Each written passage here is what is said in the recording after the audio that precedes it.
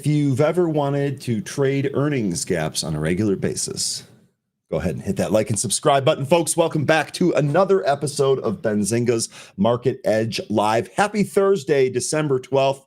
We've got one big earnings to break down. We've got some news to break down. And of course, we have the PPI and the jobless claims coming at 8:30 here today. And a special treat for you. We've got two special guests. JT and John from Tickermonkey are going to talk about an earning gap strategy and how to trade it. Should be a super fun morning. Let's go ahead and get it rolling.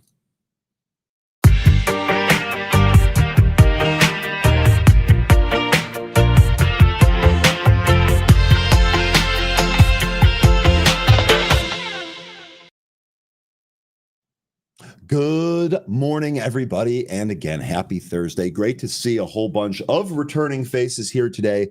We're almost at the weekend. If you're in the Midwest here, it is cold, but that's all right. We're going to heat it up here in the stock market this morning. Kayla, good to see you here this morning. Welcome back. Drew, welcome back. Good to see you again as well. Chuck, welcome back. White chocolate mocha, that's what I needed, man. Wanted to start my day with some white chocolate mocha. Let's go ahead and get that done. Fairchild, good to see you. Big of Bees, welcome back. Let's go ahead and get started here. We are, of course, going to start with the SPY. And as mentioned, right at the top here, we are waiting for the PPI and the jobless claims here this morning. Now, yesterday, the SPY popped on the CPI. Generally speaking, the PPI isn't market moving, or maybe not as much as the CPI. So we got a nice little pop yesterday with that CPI print that actually took us above the trend line that we've been kind of trading around here for the past several weeks. We did close above that. It looks like we're a little bit weak here in the morning. So just a quick look around the board. S&P futures down 0.25% here this morning. Dow futures down 0.15%, and NASDAQ leading the way down about 0.5% here this morning. That's likely on the back of the Adobe earnings, which we're going to talk about here pretty soon. So that's what's going on for SPY. We also have Trump set to ring the opening bell at the New York Stock Exchange this morning. Not really sure if that's going to help any performance with the stocks outside of DJT, but we'll take a look at that again, or we'll take a look at that as well. So, all right. That's pretty much with the SPY here. Also worth noting that the NASDAQ did surge past 20,000 for the first time. That was driven by tech gains and rate cut hopes, which we're going to find out about next week as we have the Fed decision next week.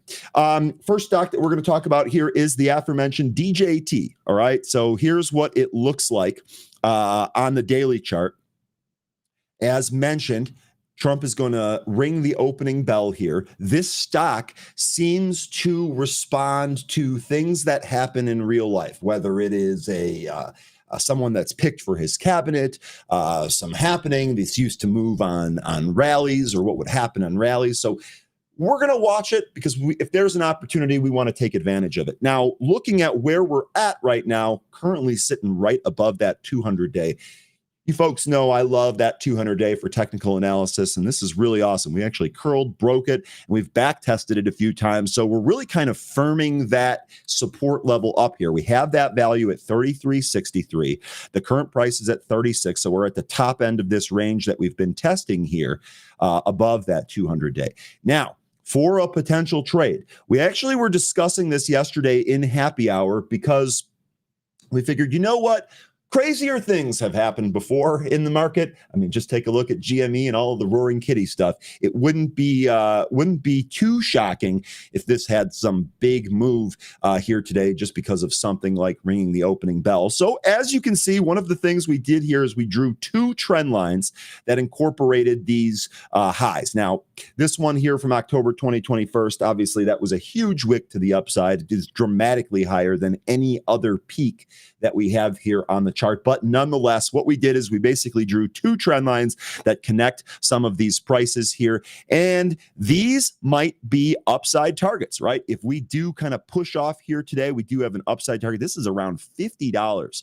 It's probably going to be your high if this stock does get crazy today. If this wants to go gangbusters, mega wild, well, we've got a backup plan there too. Got another trend line here that's sitting up around 70. Now, I'm not saying we get there today, but on some of these big movers that we've seen, we try to grab upside levels where the stock is likely going to find some type of resistance or something of that nature. So that's kind of what I'm looking at here on DJT. You want an honorable mention for another potential reverse spot, it would be this gap. Now, we've already filled this gap multiple times, but we know traders look at it. So this gap right up here around $41, this also happens to correspond to previous support and resistance levels going back earlier this year. So these are the spots that we're kind of looking at here on DJT. Paul, good morning. PJ, good morning. Soon, good morning. Crimp Biscuit, yeah, let's go. Good morning. 3D in the house. Let's go. Good morning. Hello. Hope you are doing well here on this fine Thursday. I got to be honest with you, folks. Had a lot of coffee today. I'm extremely excited. We're closer to the weekend. I'm actually really excited about the guests that we're bringing on here today, and just generally in a really good mood. So we're gonna have some fun. All right, let's talk a little bit about Adobe here next. This was the big earnings report of the day yesterday. For those of you, that have been dealing with PDFs your whole life, you know exactly what Adobe is here. Q4 earnings, it was a revenue, EPS beat, strong demand related to AI, but the shares slide following a soft guide here. So you can see Adobe shares are trading higher following the company's Q4 financial report and issued Q1 revenue guidance below estimates. Also, the company issued fiscal year 25 guidance below estimates. So it looks like you're getting several different poor reads there. That is attributing to Adobe down here 11.3%. Now, I'm going to ask our guest today about this particular earnings gap of 11.3%. I'm pretty sure the options were pricing in less than that. Let's see if our news feed has that here. Yes, the options were pricing in a 7.3% move, and we got an 11.3% move, so overshot that by about 4%. And when you look on the daily chart, you can actually see how much damage was done here technically. Basically, we almost deleted the entire move off the 475 support that we put in. What day was this? This was the beginning of November, Friday, November 1st. We pretty much deleted all of that. But in the process, we also took out all of these moving averages to the downside, the 20-day, the 100, the 50, the 200, and also the 500. So we were a little bit overbought.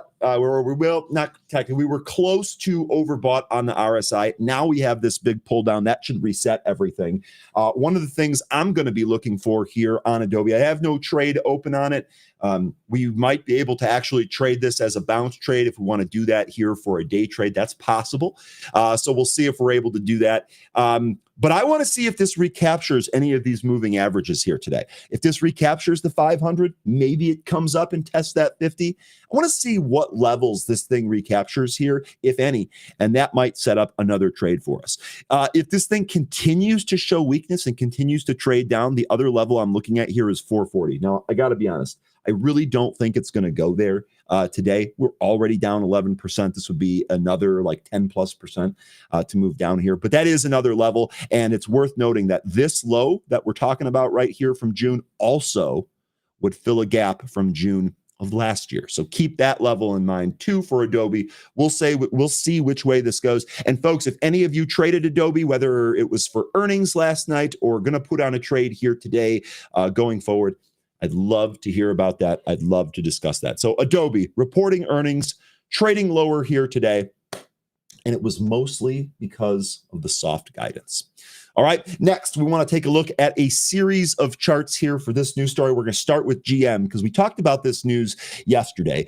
Basically, what's going on here, GM is halting the funding for the Cruise robotaxi program to focus on integrating its technology into GM's own autonomous vehicle development. So What does that mean for Tesla and Waymo? I said yesterday that this should be a net positive for Tesla and Waymo, and I still believe that.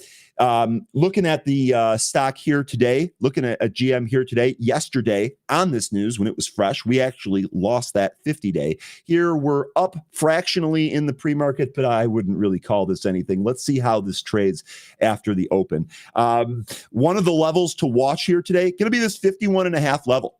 All right. We'll see if this can actually hold the stock up here. I do have that low at about 51.30.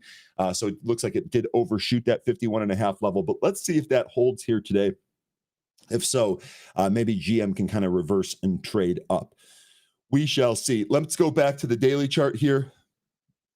If we continue to move down past that yesterday's intraday low, definitely want to look at this 49 level and then 47. That's that 200-day. That's not far beneath it. So we'll see where Google finds some support, and we'll see if it then makes for a decent long side swing trade. Okay. The other thing we want to take a look at is Uber here. That's going to be ticker UBER. This thing to me, very, very simple. I really think this thing's going to the 500. This has been weak. We basically just lost several important moving averages on December 5th. So a week ago today, we actually lost that 200. We really pulled away from it, and actually we're taking the next leg lower here. Now, it's worth noting, we're going to look back here until August of this year. There are some gaps in here. So maybe we fill that gap and maybe we bounce. Totally possible here, but I got to be honest with you. I would rather see this come down and test that 55.5 level, right where that 500-day moving average is. The more of these moving averages that we can trade down to and test and then find as support, the better I feel about a reversal trade on that. So that's kind of what I'm looking at here for Uber. We'll let this news kind of shake out. I do think there will be a trade I do think there will be a trade here pretty soon, but I'm going to not try to be a hero and get in here too early. Kind of in no man's land. I want to see if any of these other support levels get tested and show some type of support. Okay, that's Uber. The other stock that might be affected by this is Google, and this actually has another piece of news that we're going to talk about right after. So Google, this would be the Waymo angle here. And you take a look at the chart, and boy, oh boy, this thing's really trading up here. Now, this was great. This was a day trade that we took on Tuesday. Yesterday, I closed the trade. I think it was like 192, 193 area. And you could see here, we actually printed 195s yesterday. Today, we're even higher here, 197. 13 recently said he thinks this is going to the $200 price level. That was before we got the AI quantum computing news. So with the reason that this is making this huge move is not necessarily because of this GM Waymo news, although that or the GM Uber Waymo news, although I'm sure that helps. The real thing here is that this is continued momentum on the Willow quantum AI chip that Google talked about several days ago. So huge move, nice little break of trend, huge expanding volume on the daily chart. Now, I do know, I understand that our RSI is a little overcooked here, right? It's a little bit high here at 75, but this has actually been a really good trade recently, and this looks to continue here. So I'd be curious to know if any of you folks are trading Google. I know we have a couple of people in here that trade Google pretty regularly, so I'd love to know how you're approaching this. Are you looking for a potential reversal at 200? That would actually line up pretty well with the RSI that we have here. So just let me know. Would love to know how you're actually taking a look at this. 200 for Google this week, says Hustle and Bustle. I gotta think so. I mean, we're only 3.5 points away. So between today and tomorrow, can Google, with the current momentum it's have, trade up another 3.5 points? Well, gosh, I sure think so. I definitely think that this is on deck. But again, remember, as far as the actual trade goes, I'm out of this trade. We closed this trade yesterday for a pretty nice gain. So not in it right now. We'll see what the next trade brings. And again, I'd love to hear from you folks how you're going to trade this. Hustle and Bustle, let me know. Are you going to try and squeeze out this last 3.5 points? Are you going to wait for a turnaround, or are you already in it? Cindy, up on calls for Google. Amazing. Amazing. Okay.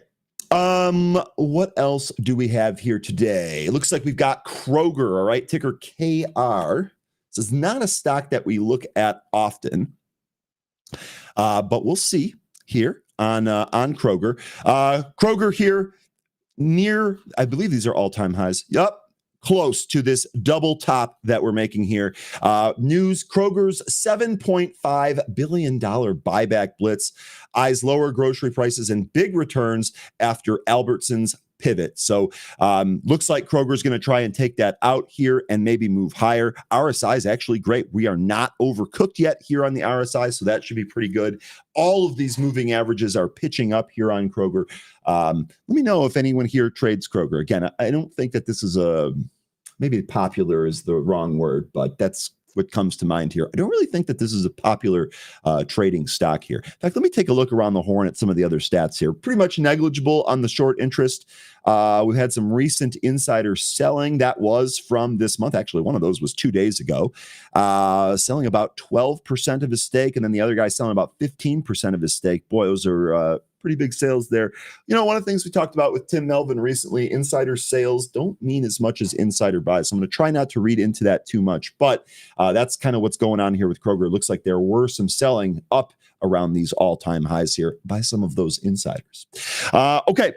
Let's see. You guys want to take a look at Tesla? Let me go ahead and add that to the list. We can absolutely take a look at Tesla. That's actually drifting a little bit lower here in the pre-market. Hustle and bustle 125% yesterday on Google options in 20 minutes. Bro, that's what I wanted to hear. That's what I wanted to hear. Let's keep ripping that. What's going on, Sideshow? Good morning. Thanks for joining us here today. Okay, next, let's talk about NVIDIA, ticker NVDA. NVIDIA, it denies rumor that it will cut supplies to China. Okay, that's great. Honestly, I think I'm a little bit more worried, I guess maybe is the right way, or I'm paying more attention here to the chart. You can see we've got this triangle here. We actually lost the 50-day.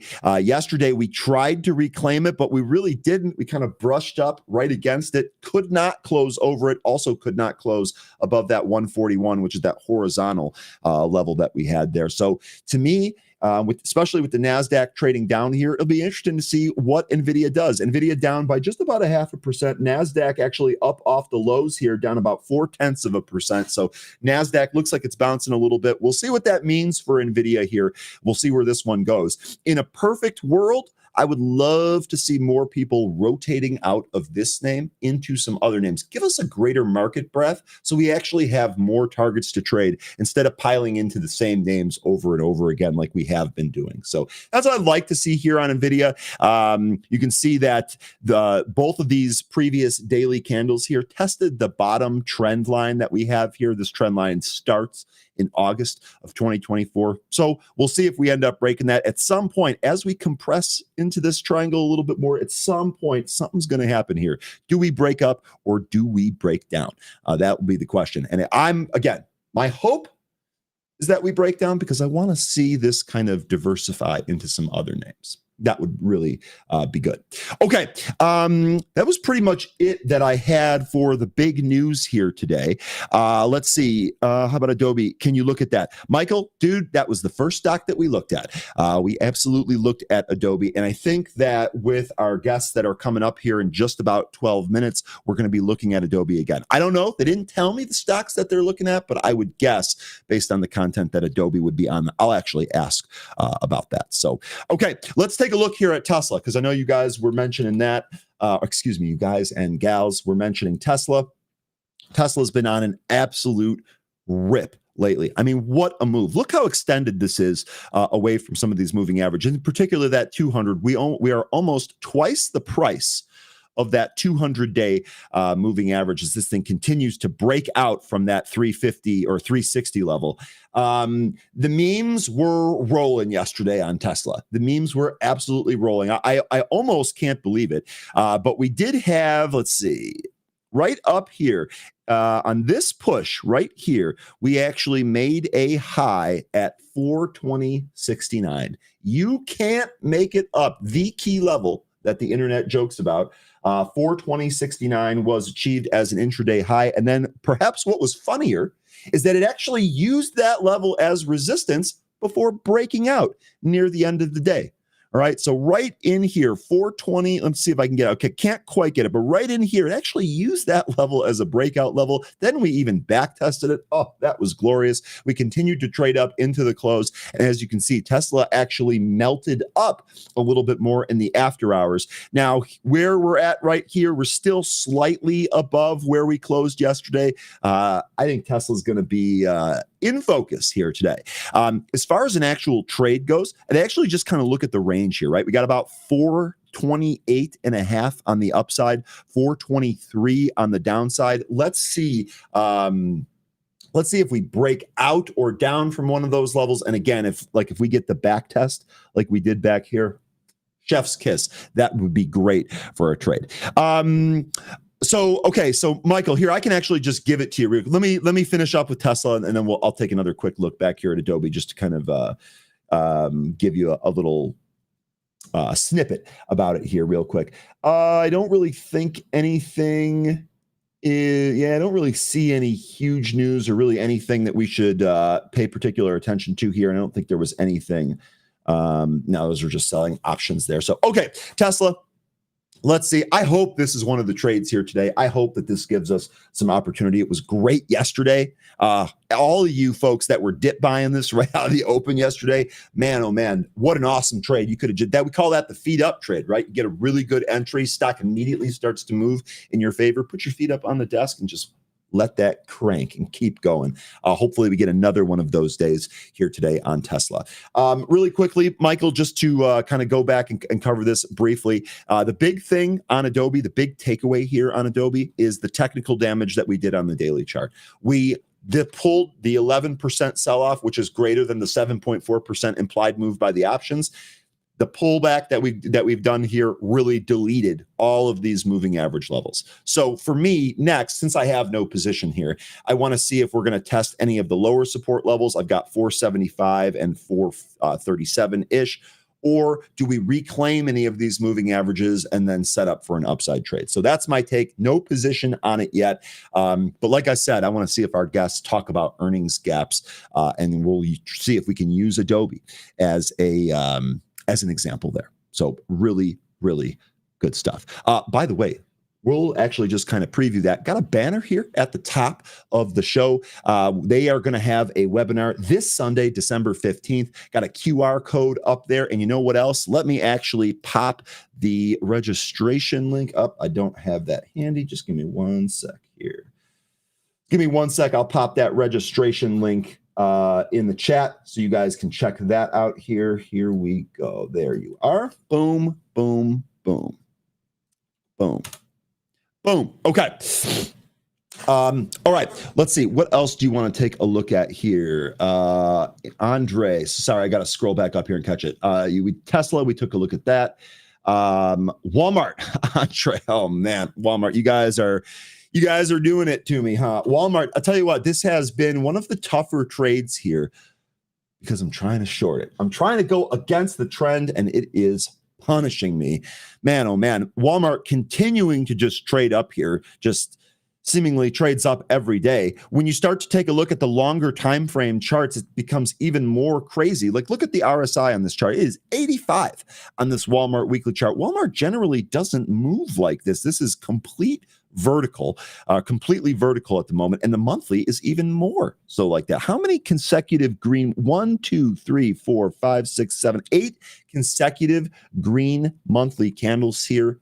Wowza, what a move here for Walmart. So look, Andre, I don't know what you wanted to check here. Maybe you're long Walmart already. If you are, giddy up. This is obviously working for you. It's probably one of your better trades here today. To me, or at least to my eye as a trader here, I kind of wanted to trade this to the downside, right? It looks extended. It's extended by all of the measures that we have on the daily, the weekly, and the monthly time frame. And yeah, I mean, that just trying to trade it to the short side, and it just hasn't worked. Even back here, even in happy hour, this Friday, November 22nd, and then that Monday, November 25th, we had a couple of people in happy hour mentioning that this looked like a tweezer top formation, and nonetheless, Walmart the very next day continued to trade higher. We're several points higher here on Walmart. So, Andre, I'm not sure what it is that you're looking for here, but this thing just absolute power to the upside. We do have the ex-dividend date in 1 day. Maybe that'll turn it around. I'm definitely underwater on these puts, trying to trade a regression back to the mean here. So I have 95 options. So you have calls, do you have puts? What kind of options do you have for January? You should be cooking there pretty good. Should be cooking there pretty good. Ultra Random, saying Walmart is looking like the tulips. Parabolic move incoming. Yo, parabolic move going on right now. That is for sure. Parabolic move going on right now. Okay. I see our special guest in the back. Can I get a thumbs up if you guys are ready? You guys ready there in the back? Thumbs up. We got a double thumbs up. Let's go. Let's give a live trading welcome to our special guests.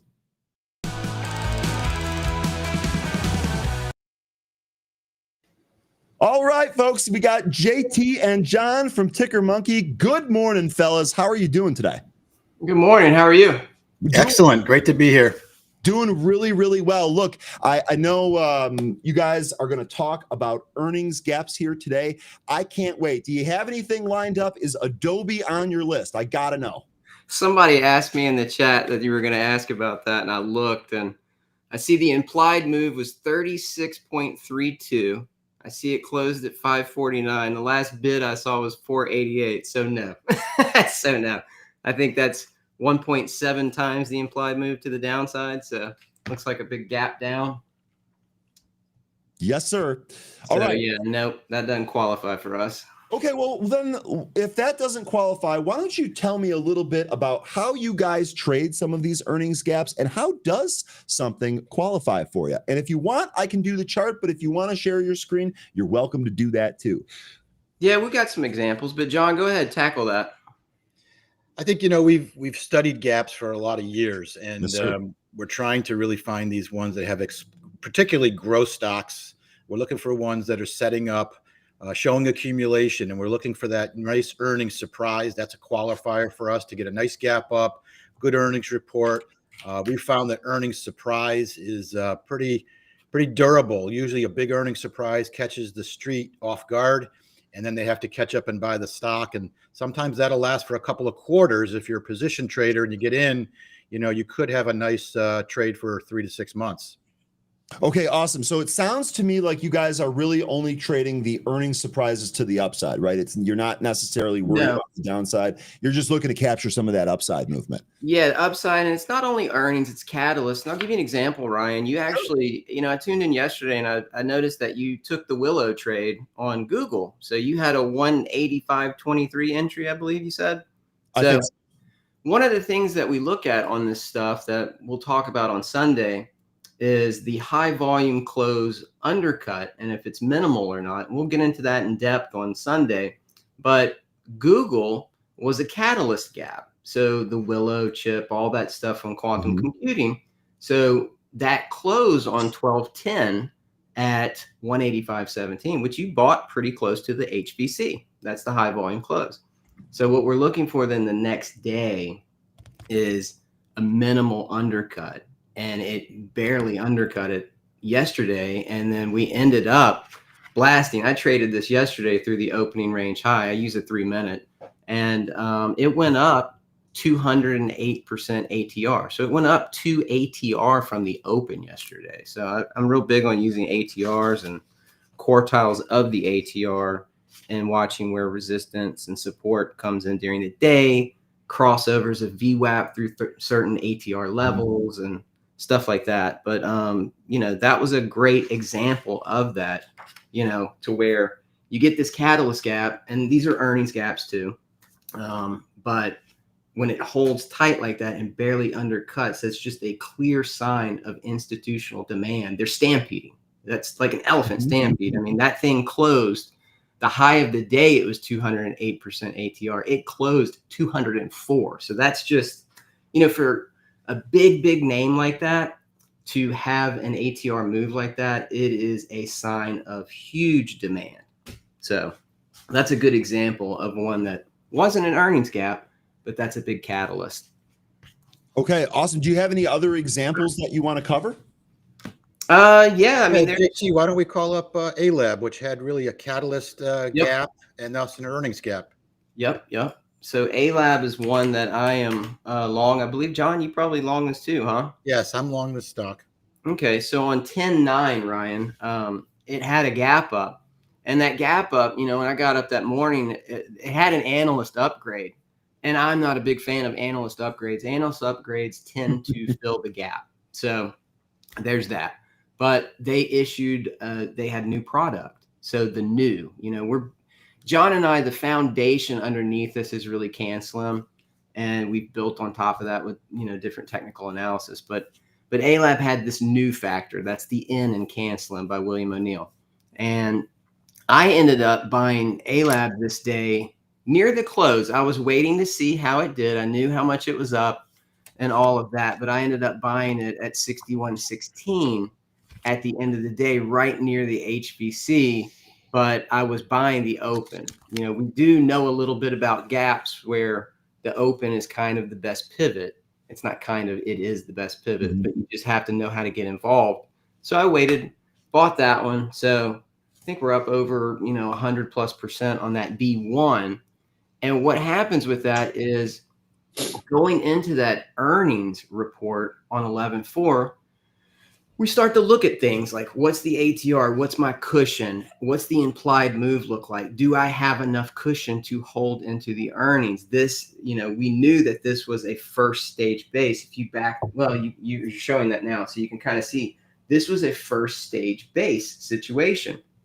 That's where you can really get these monsters. I mean, if you can identify a young IPO type name that's gone through the due diligence phase, now the institutions are starting to focus on it and accumulate a position. And that's what was going on. They started to heavily accumulate off that new product, that catalyst gap. And then that just led us into the earnings gap there. So I had a cushion going in, so I held it. Now I've got a bigger cushion. And that's just how these things start to build out. And you can kind of see it did like a little sideways U-turn type action after the gap. We're real big on those. Maybe we can talk about another one in a second with that. But that's how, there's other things with Fibonacci that I do that's in the course, proprietary. We won't talk about it publicly around these gaps and situations. But there's a lot of different milestones along the way. Like, actually, let's take a look because what day are we on past the gap on A-Lab? Real quick, just while you pull that up here, I really just wanted to cover that we were expecting those PPI numbers and the jobless claims numbers. So that looks like that is in line here. PPI month over month for November, 0.2 versus the 0.2 estimate. The prior read was 0.3. Core CPI, or excuse me, core PPI year over year for November, 3.4% versus the 3.2% estimate. The prior read was 3.4%. Jobless claims, 242,000 versus the 221,000 estimate. So a little bit higher there. Market turning around a little bit here, but not really responding to it. Okay, wanted to get those numbers out of the way. Sorry about that, JT. No, you're good. I see them. I see somebody just threw them up in the chat over here too. I see the futures were moving while you're talking too. Yes, sir. Yes, sir. Now, really quickly, before we go to another stock here, let me just ask you, this trade on A-Lab that you did, this is an absolute monster. Congratulations to both of you here. You had mentioned that you're up over 100% on this trade. Do you have any signal to exit? Like, do you pay yourself on the way up? What's your exit strategy when you're holding on an absolute banger like this? John, I'll let you talk. Go ahead. Yeah, I think that this is where your time frame is really, really important, and our gap course actually speaks to people that are day traders, swing traders, and position traders. So, for myself, I'm more of a position trader. So I'm not looking to sell A-Lab until I see some significant sell signals, which are not here yet. It's very early in the move. JT swings and day trades a little bit more. So I'll let him talk about how he would approach scaling an A-Lab. Yeah, on A-Lab, this is the type of thing, like, you guys can go and look at this later, but if you go back to July 25th of 2013 on Meta, that was a gap I bought. And you just have to know when it's these young names, especially if it's a big global dominant franchise player like a Meta or something like that. When you're coming, when these things are 1-2 years old and they're finally starting to get going on a big gap up, That's every fund on the street, that, especially if they're putting up big numbers, that meta gap, they went from 0% earnings and sales to 54% top and bottom. Every growth fund on the street has to buy that. That's like crack for these guys. And so you'll lose your job if you don't own something like that. And that is, I held that for 9 years. It went up 900%. So I held that for 9 years. I reduced it after the election stuff, but then I ended up, the Russia hoax crap. Yep. And then I ended up getting rid of it after that. But there are many examples of these that I've held for years. Tesla was one that I had bought initially off a gap U-turn in April of 2013, April Fool's Day in 2013, when Elon announced, hey, we're going to do this lease, and I'm going to personally guarantee this lease versus the depreciation of an S500. Okay, well, everybody out there didn't want that. They're like, well, they don't have any earnings. Their sales aren't that great. They don't have any earnings. That's the canceling, folks. They just didn't get it at that time. But we were staring at a big leader. Now, when you look at this stuff, you can kind of go back and study precedents. And for me at that time, since I had studied the 100 charts on the front of Bill's book, How to Make Money in Stocks, if you've never read that book, it's a must. It's the Bible to me, as far as this is concerned. And I just remembered General Motors in 1915. What did they do? They came out with a V8 motor, and the charts looked identical, big high tight flag, and then it blasted off. So, you want to know what market you're in. We're in a bull market. These earnings gaps are being rewarded like crazy. Reddit's another one that, I'm in Johnson. Reddit's a great Reddit. This is a great example of, again, young company, new IPO this year, growth company. And this earnings gap, I think, was over a 300% earnings surprise, because they've put up a lot of numbers now on how they're going to monetize some of their platform, and the streets caught off guard. And they're all saying, look, this company really has growth potential ahead of it. And we got a very strong gap. And we were all over this one in some of our earning preparation calls to be ready that this potentially could be there for people. So it's another great example of a young company. Yeah, this is one that, looking over here at my P&L, my cost basis on Reddit's 56.42, because if you look, Ryan, you can kind of see in that to the right a little bit, not in there, to the right, recently. Yeah, in there. I was accumulating in that area. So I was able to get a cushion before the earnings. I think my cushion was 45%. And so ample enough to hold into the earnings. And then you get a banger that's, 320% earnings surprise.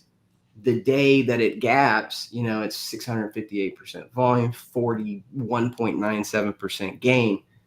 Now I'm looking at 191% gain on this thing.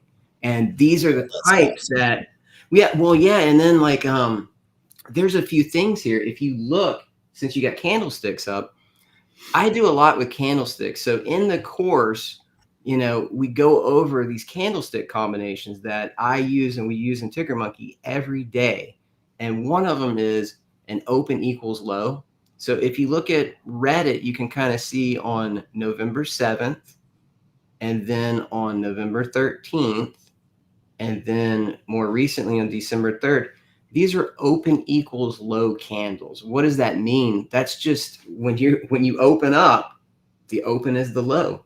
It's immediately got demand to it. These are very strong situations. And, some of the rare gaps that happen, and these are very rare. Twilio was an example of one that happened back in 2020.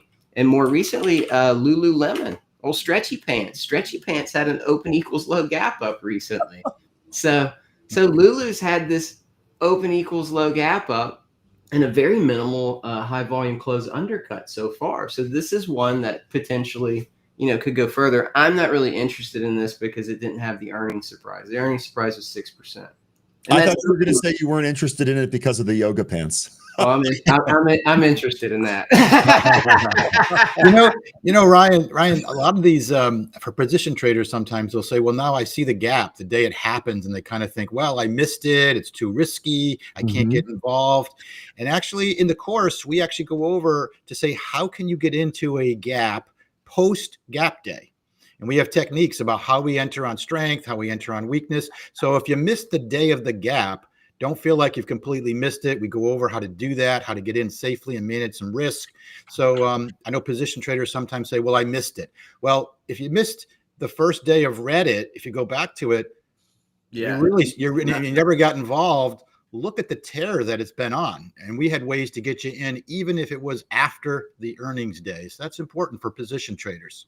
Yeah, absolutely. Okay, you guys have already kind of hit on it a little bit. What can people expect from the webinar that is this Sunday, December 15th? By the way, I did put a registration link in the chat for anyone that's interested. You can also scan the QR code on the banner at the top of the screen. What can viewers expect from that session? Yeah, we're gonna share a couple of insights, some of the details of some of the things we learned during our research and studies. So we'll share some of that, and then we're going to share a couple of buy strategy. We have something called a U-turn. We have some things again mentioned buying after the gap day. So we're going to show a few buy techniques for people to give them some information, learn something about gaps and how you don't have to feel like you missed it. So we're going to share some trades. We'll share some charts. And you'll hear from a bunch of other people that have actually used the course too, to their advantage. Yeah, that's the thing. Like these, pegs and monster gaps, we'll kind of lay out how to define those. And the main thing is when you see one of these happen, like a Reddit or something, Reddit and ALAB are both monster pegs. That's that's a whole level up. And Ryan, when we talked, I talked about that with you a little bit, but then you start to look, because we know that on these gaps, especially 2 to 4 sigma gaps like this, you have this excess alpha window for a defined period of time after the gap. And that's where you can get involved if you're a day swing position. And just to go back to what you were saying earlier, sell signals, on some of these big ones, and I was reminding folks yesterday actually about this. What happens if you are able to get into one of these stage 1, stage 2 early bases and you get this type of cushion? What I start to look for, and looking at 26 years of data, when I get on one of these, when the 50-day simple 50-day moving average and the 10-week moving average get above my cost basis, they get above the pivot of that first big base, those are the ones that I've ended up holding for years. And so, positions I have right now are ALAB, Reddit, Tesla, and IBIT. Now, IBIT, catalyst gap basically, but when it finally washed out in January, it gapped up. And I got involved. I started to build my position there, and then it ran up like crazy. Well, I had to wait I did start pecking away at it in April, but I really had to wait until that August 5th gap down in the market and stuff. And I tripled my position that day. And so now that's a big position, and I'm hoping that that will be one that I just hold for years. So there's all that type of stuff. If you want to look at, I'll give you an example of some candle combinations if you want. Sure.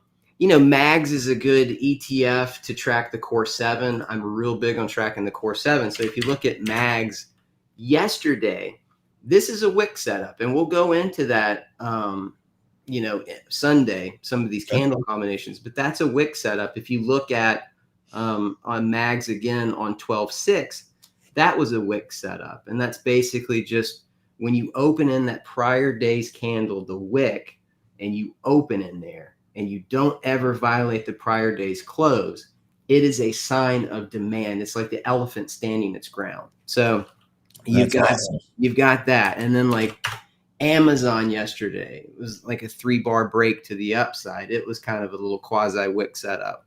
But then we also talk about these other things like oops reversals.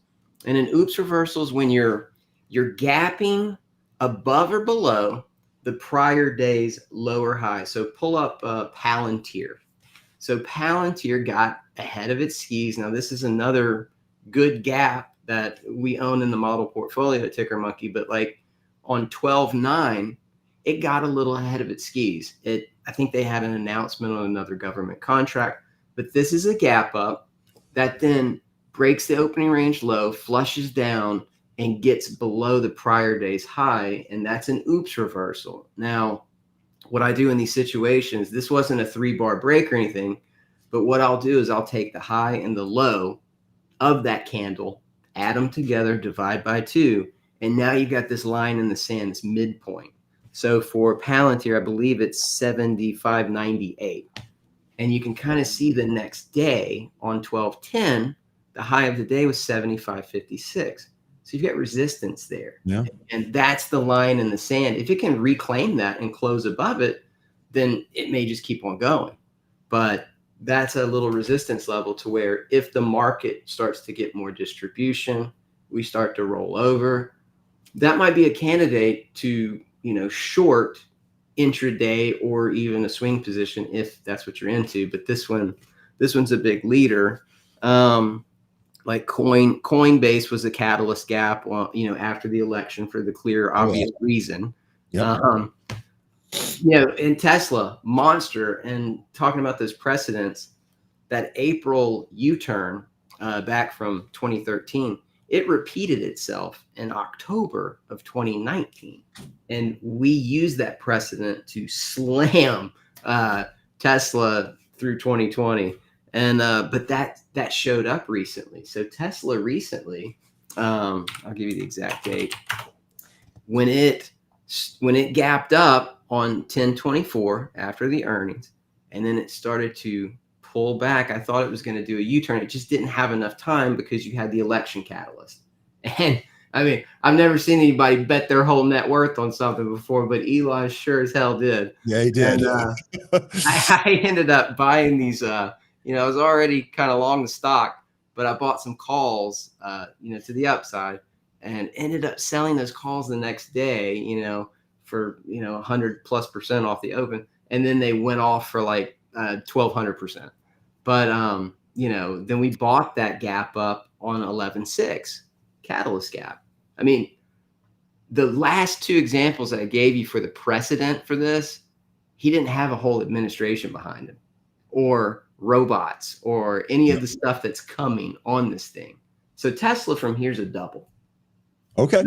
No doubt in my mind, but that's kind of how you can start to use precedents and build on it. And let me give you, so the oops reversals is one, open equals low. There's also things called open equals high. You can see like a service now, if you pull up service now, it had an open equals low yesterday. That was a wick setup. So that's a combination. I'm big on combinations. You can kind of see the day before on 12/10, service now was an open equals low as well. And I'll give you an example of something where you can kind of like Duolingo, DUOL, on 11/19. If you kind of look at 11/19, what was going on there, it opened up in a downside wick setup. So 11/18, you can kind of see it had that downside wick. Now it gaps down the next day on 11/19, but it was an open equals low and a downside wick. The expectation, and it was under the 21 EMA. The expectation is that that's going to go lower, maybe to the 50-day. Well, open equals low right out of the gate. It's bid. When it gets back up through the prior day's close, it's game on. And you push up through that prior day's high. Well, then that was the swing trade right there to take you up to the next all-time high. It's a little broken now, but that's the type of stuff, like that's in the course. There's exhaustion gaps that happen. So Kava was an example. This is one we've been on recently. Yep. Yeah. That was one that we had in our model portfolio, and it's a big winner. I believe John had this too, right, John? Yeah, I did. I had a position in this actually, and I was, this one has such retail following that everybody said, oh, it's Kava, it's going to gap up, it's going to be great. And if you paid attention, some of the big institutions were actually reducing their positions gradually over the quarter. So I was very concerned that maybe this would be a gap to sell into, because it's kind of an obvious stock right now. And definitely the institutions used this gap up to sell more. And you had to be very nimble. If you took the gap, you had to control your risk and get out. And actually, we've seen subsequent selling the last couple of days. So there's definitely distribution going on in Kava. Institutions takes months to get out of their positions, and it certainly looks like they've started. Yeah, and this was one that was multiple gaps in a row, and then you get to this exhaustion gap. So you have to look at the context of what's going on, and then you can kind of see the day after that big 11-13 exhaustion, it had a 3-bar break to the downside. That's another candle that we look for. And then, as it tried to rally up, like I said, when you have these big break days, if you can take the midpoint of it, you can see Kava never even got close to coming halfway back up in that. And then it goes flat versus that 21 EMA. And then what was it say? Thursday. So I guess this was Monday, I guess. You can see big 3-bar break to the downside, takes out the 21 EMA 50 days. So this thing needs time. It may set up another base. And then I see somebody over in the chat ask about TEM. I bought this yesterday. It had a lockup expiration. We kind of look for this too. So lockup expirations happened here. Will it trade higher? Don't know. I see it's kind of bid about where it closed yesterday.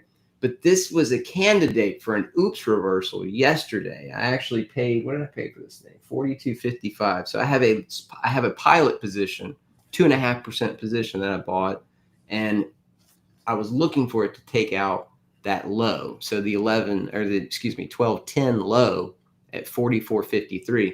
It didn't quite get to it. If it would have done that yesterday and closed above it, I would have rounded that up a little bit more, that position size to start. Now, we'll see. It's got a little wick on it. So if it can open in the wick this morning and go bid and go through 43.90, then I'm going to look for it to shoot quickly from 43.90 to 44.53. And then I'll be looking at that close at 45 and seeing if it can get up in there. And if it can, and this could be a potential Morningstar reversal combo, because today would be the 3rd bar of that. You kind of get this yesterday's IPO lockup could be the exhaustion gap here, because it is actually a higher low versus that 39.34 low on November 5th. So just a little nuance. This chart looks like death. I mean, I got involved in that run up off that 39.34. I mean, this thing, the ATR on this thing's $5.91. So you're talking about something that has just maintained this plus 10% ATR. So it's really important to know that, because, some people will buy these stocks and like, oh, well, my stop's $1. Well, your stop's not in line with what the ATR is, so you're probably going to get stopped. Yeah. So you kind of got to size accordingly to these things. So this is one, since I saw that, I looked over at the chat and saw that. So. Okay, guys, this is absolutely awesome. Once again, if you guys want to hear more from JT and John on how to trade earnings for maximum profits, please register for the webinar this Sunday, December 15th. QR code at the top banner there. Link is in the chat. JT, John, thank you so much for your time. I appreciate you guys getting up early here today. Good luck on Sunday, and we look forward to speaking with you again real soon. Thanks, Ryan. Appreciate you having us. Anytime. Have a good one. Wow. Awesome stuff there, folks. Again, be sure to sign up for that webinar. I'll be there on Sunday. Better than watching the Bears. Am I right? Anyway, Bears play on Monday. Doesn't matter. Going to be watching that. Awesome stuff. We thank JT and John from Tickermonkey. Now, their departure leaves room for 13. Let's go ahead and bring 13 on. 13, how you doing this morning? You're muted, boss. Sorry about that. It's cold. It's cold this morning. I'm sorry. Are you saying it's cold in Texas? Yeah, it's Is that what you're saying? Okay, it was 4 here when I woke up. So, but that's up there. I'm down here. That's up there in the north. Okay, 13. Is there anything that you wanted to start with here today? I haven't gone over any of the movers. I just had an awesome guest about how to trade, or awesome guests, excuse me, on how to trade earnings gaps. Where do you want to start today? Yeah, I caught some of the end of that. That was great. I want to take a look at some of the movers, but I was going through the list today and I saw a whole bunch of stocks I've traded before. So we could go over the reasons why they're moving, but I don't really think I need to touch on some of them since we already know what they are. But there's 2 that I covered this morning because I don't really think I knew much about them. So I just started digging a little bit. And the first one that I went over was PALI. Pally. All right. Pally.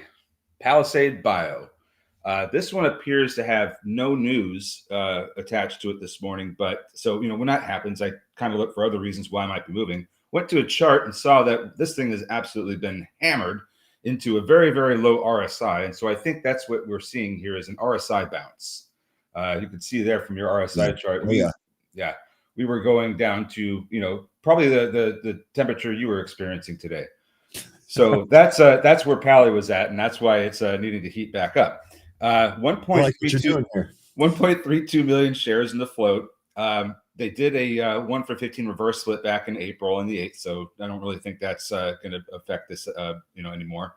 8% of the float was shorted, but very few days to cover. It can be covered in a day, so don't really think that we're going to get a whole lot out of that. It might help with movement today, but I'm not leaning on it. I'm looking more at the low RSI helping it push up.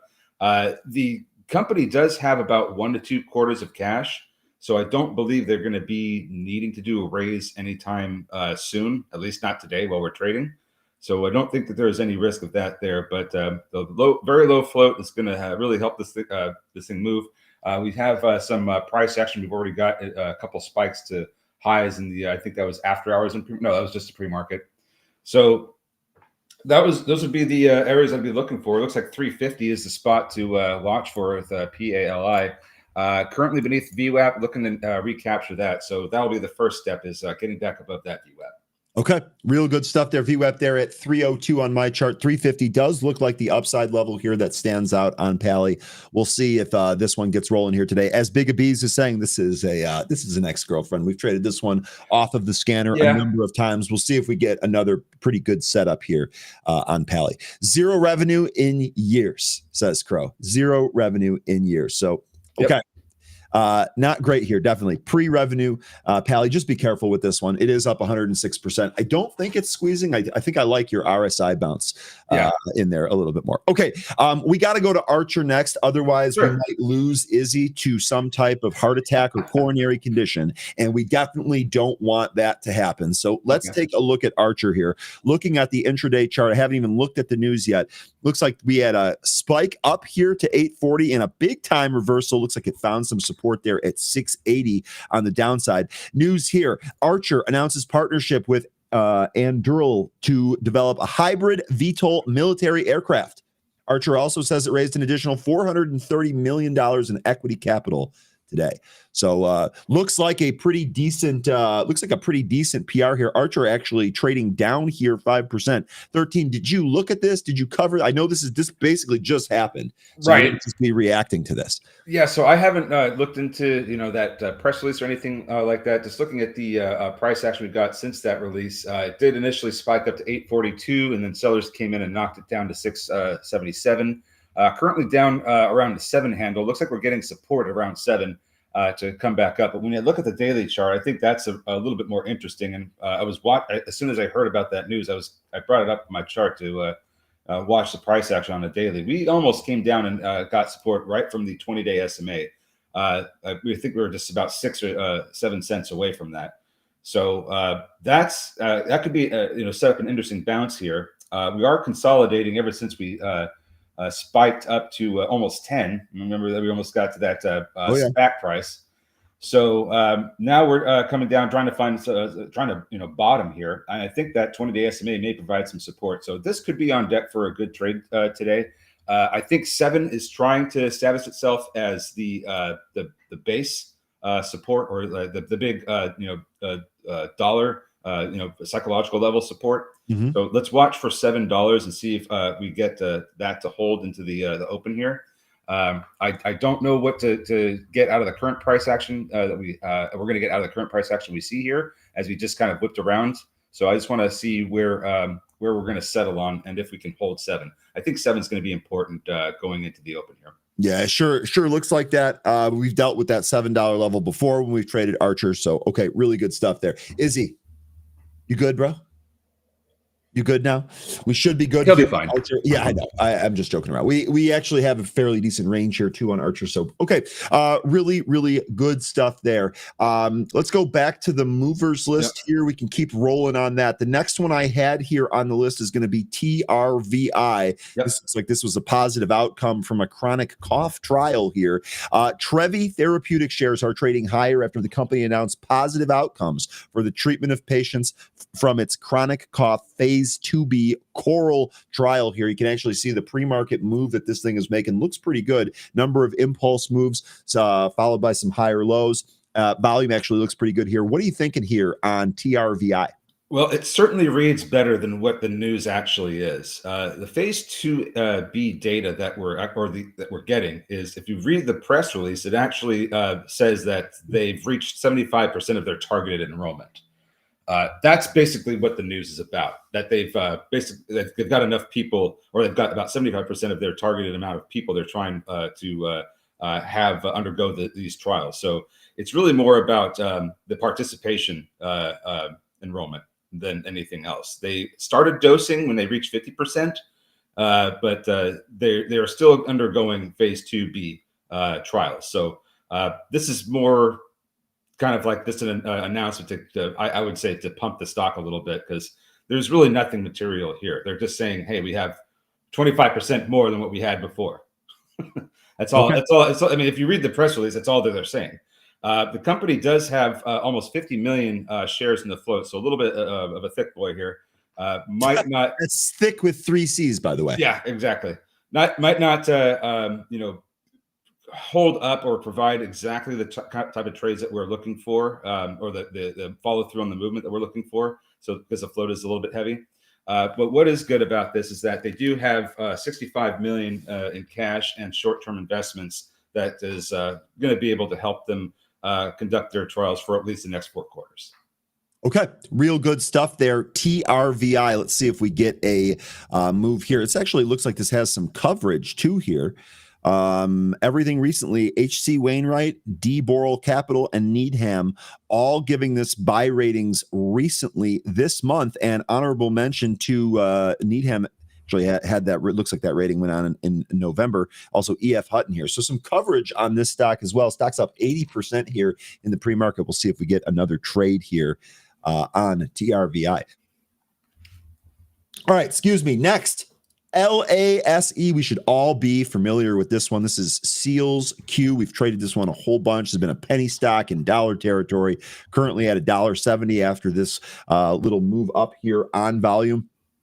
Seals Q core shares are trading higher after the company announced partnerships with drone manufacturers, including Parrot and AG Eagle. That causing the volume flow here. Nice little move, like I said, above 180 there. About 9% of the float shorted here on this one, but only 1 day to cover, so not a whole lot there. 26.5 million in the float here on LAES. What do you think, 13? Yeah, we traded this one yesterday. They had a different piece of news, and it ran on that. So this is just one that I kind of just wrote off to the side, like, oh, okay, we know what this one is. We've already seen it trade. We just traded it last week. If not this news that it's moving on with the partnerships with Parrot and AG Eagle, which, by the way, UAVS is up slightly, then I think it's also getting a lift because of the relative volume. So we have a huge spike in volume yesterday as a result of the news that it had. That took it up well over 80 RSI, almost 90 RSI. So for me, I'm not sure how much trading we're going to be getting out of this because of how extended it is. There's probably going to be a point it gets to, maybe somewhere between here and $2, where it's going to find some resistance and it might end up selling. So I'm going to be a little bit more cautious with LAES today because of how extended it is, but it could provide some good trades. I just want to be a little bit careful. Yeah, I think that's a really good plan, 13, right? Just be a little bit patient on it. There's no reason to actually chase this one out of the open. We actually have some pretty decent setups elsewhere. So, okay, really good stuff there. Next one on the list that I have is SYTA, and this is one we should definitely be familiar with. We traded this one a whole bunch here. This is Sciata Mobile, record revenue growth and an order here. So Sciata Mobile shares are trading higher after the company announced record revenue growth and a $2.5 million order ahead of its December event. This stock spiked above $1.20. It's come back in and held $1 here. We are flirting with penny territory here. What do you think on SYTA, the former girlfriend? I'm mulled going over this one just because it was going back and forth between over $1 and under $1. So just this was like, there's probably something better out there to trade. But if you want to try this one, it does have a 4 million share float, so it's within that sweet spot of being able to move and not leak throughout the day because of how heavy the share structure is. But the 2.5 million order is, it's good news. What does that do in terms of their balance sheet? I haven't really looked at that yet, but seeing as how they have, just $220,000 in cash, that's certainly going to help it out. Market cap on this is 3 million before the movement. So you basically are saying, hey, you got a revenue growth of 25 million, or I'm sorry, $25 million order. That's almost the same size as your market cap. I could certainly get this thing going to at least $1. Where it goes from here, not exactly sure, but it looks like it is trying to push up, or at least trying to form some kind of a flag to make it go higher. Let's see here for SYTA. I'm going to put it in my broker and see if I can draw on some levels here. So we're beneath VWAP right now. I would think this maybe does come in some more, just not liking the way the chart looks.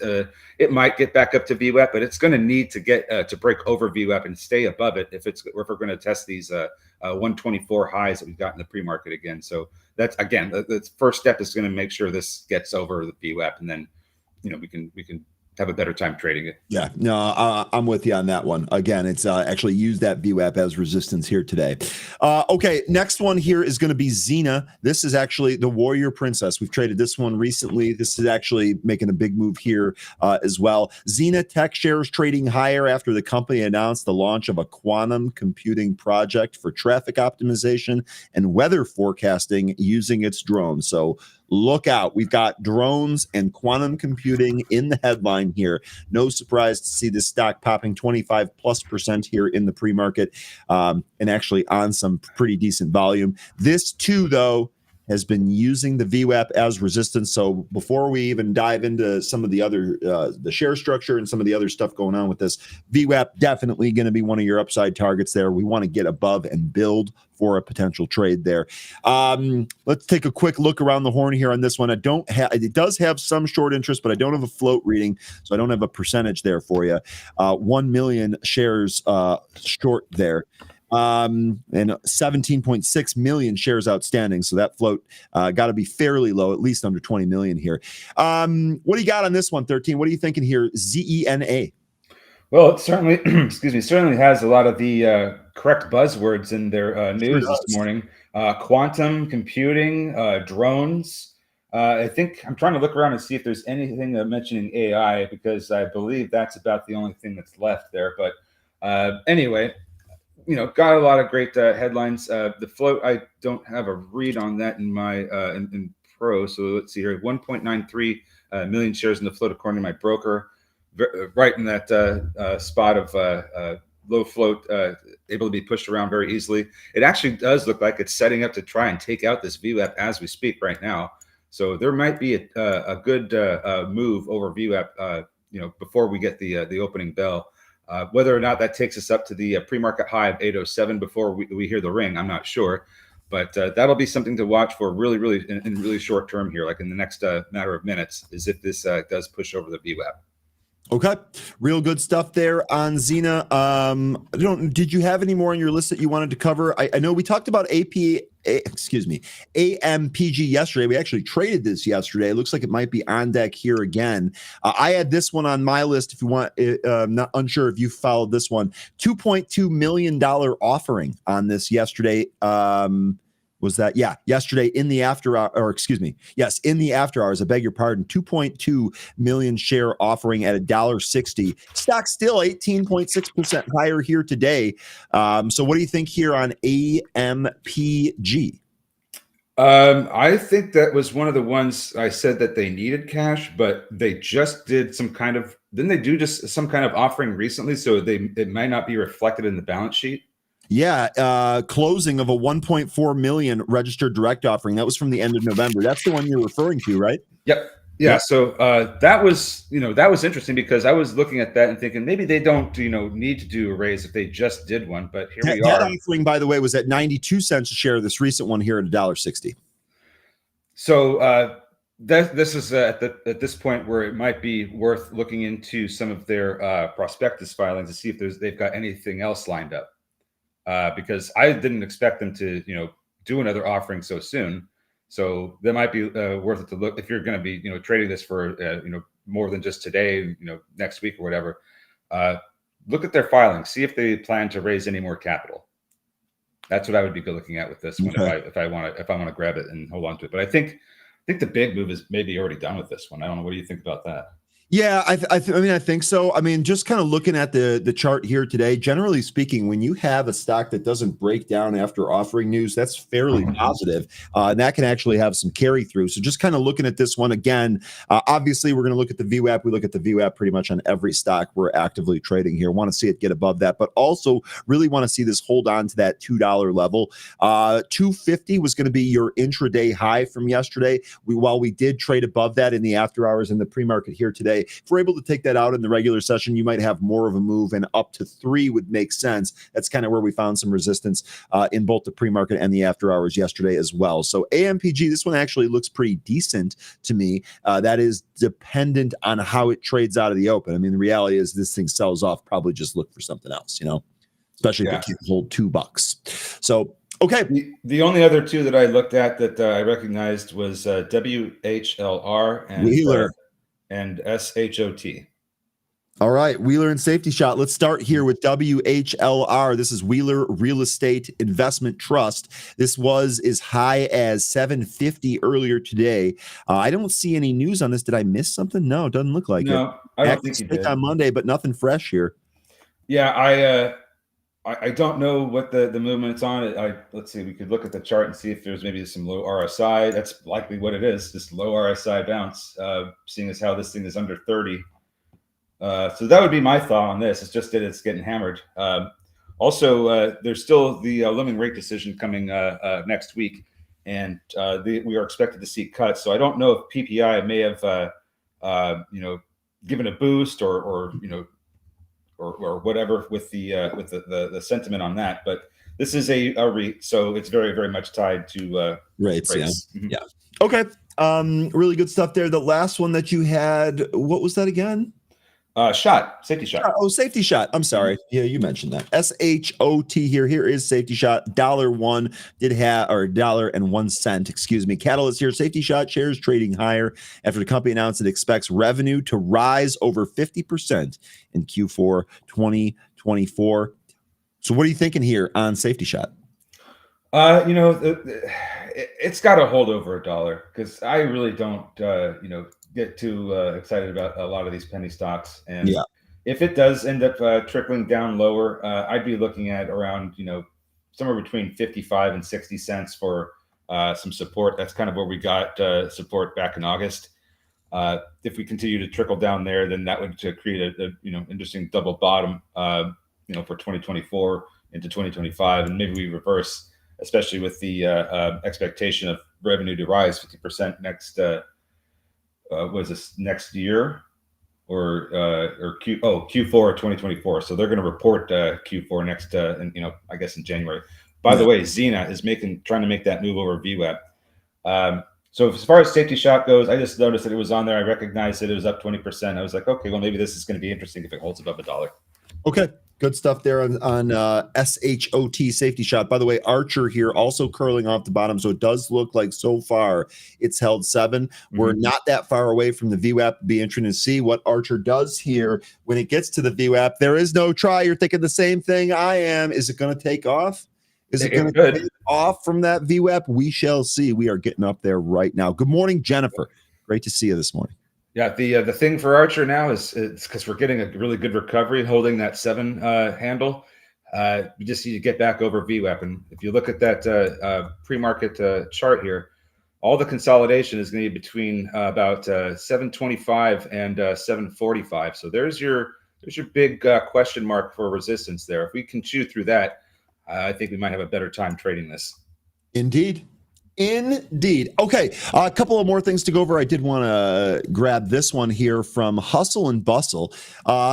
Hustle and Bustle asking, is anyone trading the pocket that CELH is in? Let me go ahead and bring that up here. So a couple of things here on this Hustle and Bustle. Number one, I have no position in this. We actually talked about CELH as a group, or Celsius, I guess I should say, as a happy hour group. And one of the things that our group was saying is that it sure looks like this is a pretty decent candidate for tax loss selling, right? Chart has been pretty beaten down here a lot this year. Looks like it did really kind of put in a bottom here, maybe around 28. Looks like that low was 25 and change. So if this is the pocket that you're talking about here, we do have a number of members from our group that are looking to trade this here. And you can see now we've actually recently been flirting with this 50-day moving average. We now have several closes above that moving average. Maybe CELH takes off here. Honestly, I'm not in this one, but this is actually not a bad opportunity here for a tax loss candidate. Crow in at 27. Crow, you bought that support area really, really well. Good job there. So let me know, Hustle and Bustle, what you think on this one. Like I said, group liked it. Did you happen to talk about the opening bell today? I did. So we'll do that again, because I just briefly went over DJT.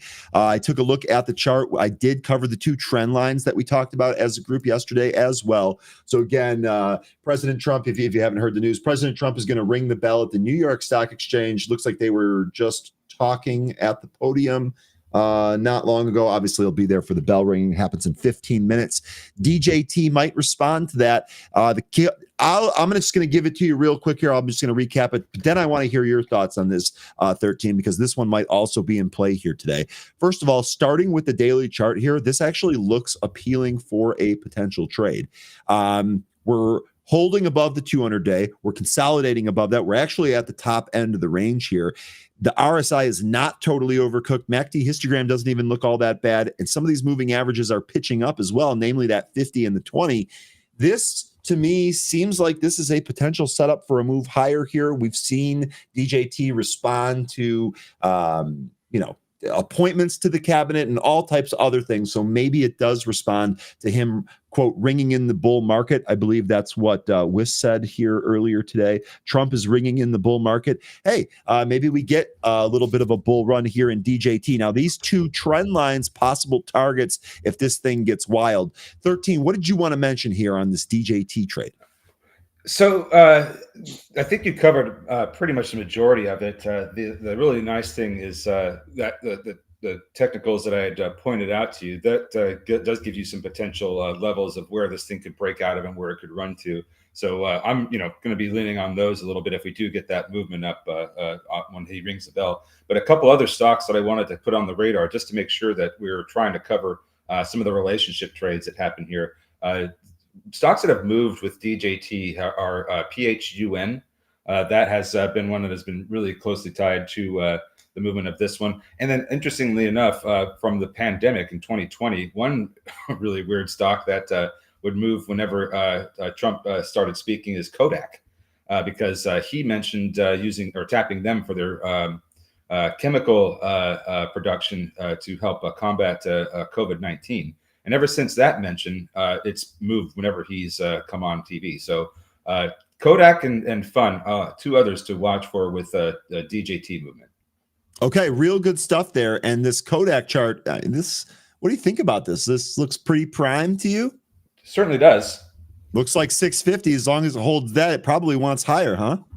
I got a great formation there. Looks like it wants to break out of that and go higher up over 8. Yeah, let's see if we end up getting that. That would be something else. I'm just going to draw this trend line just to give us another opportunity or another idea on a potential level there. Okay, really good stuff. Couple of things that I wanted to go over. We already talked about the numbers that we got earlier. S&P futures here down about 0.25%. They were about flat earlier. It's not a huge reaction here. November PPI 3%. versus the 2.6% estimate. Core PPI month over month for November in line at 0.2. Core PPI year over year for November 3.4% versus the 3.2% estimate. The prior read was 3.4. So doesn't really seem like there's a huge surprise there. Maybe it is affecting the market, but not a whole lot here. So we'll see what happens when things actually open up. One more thing that I wanted to mention to you folks here today.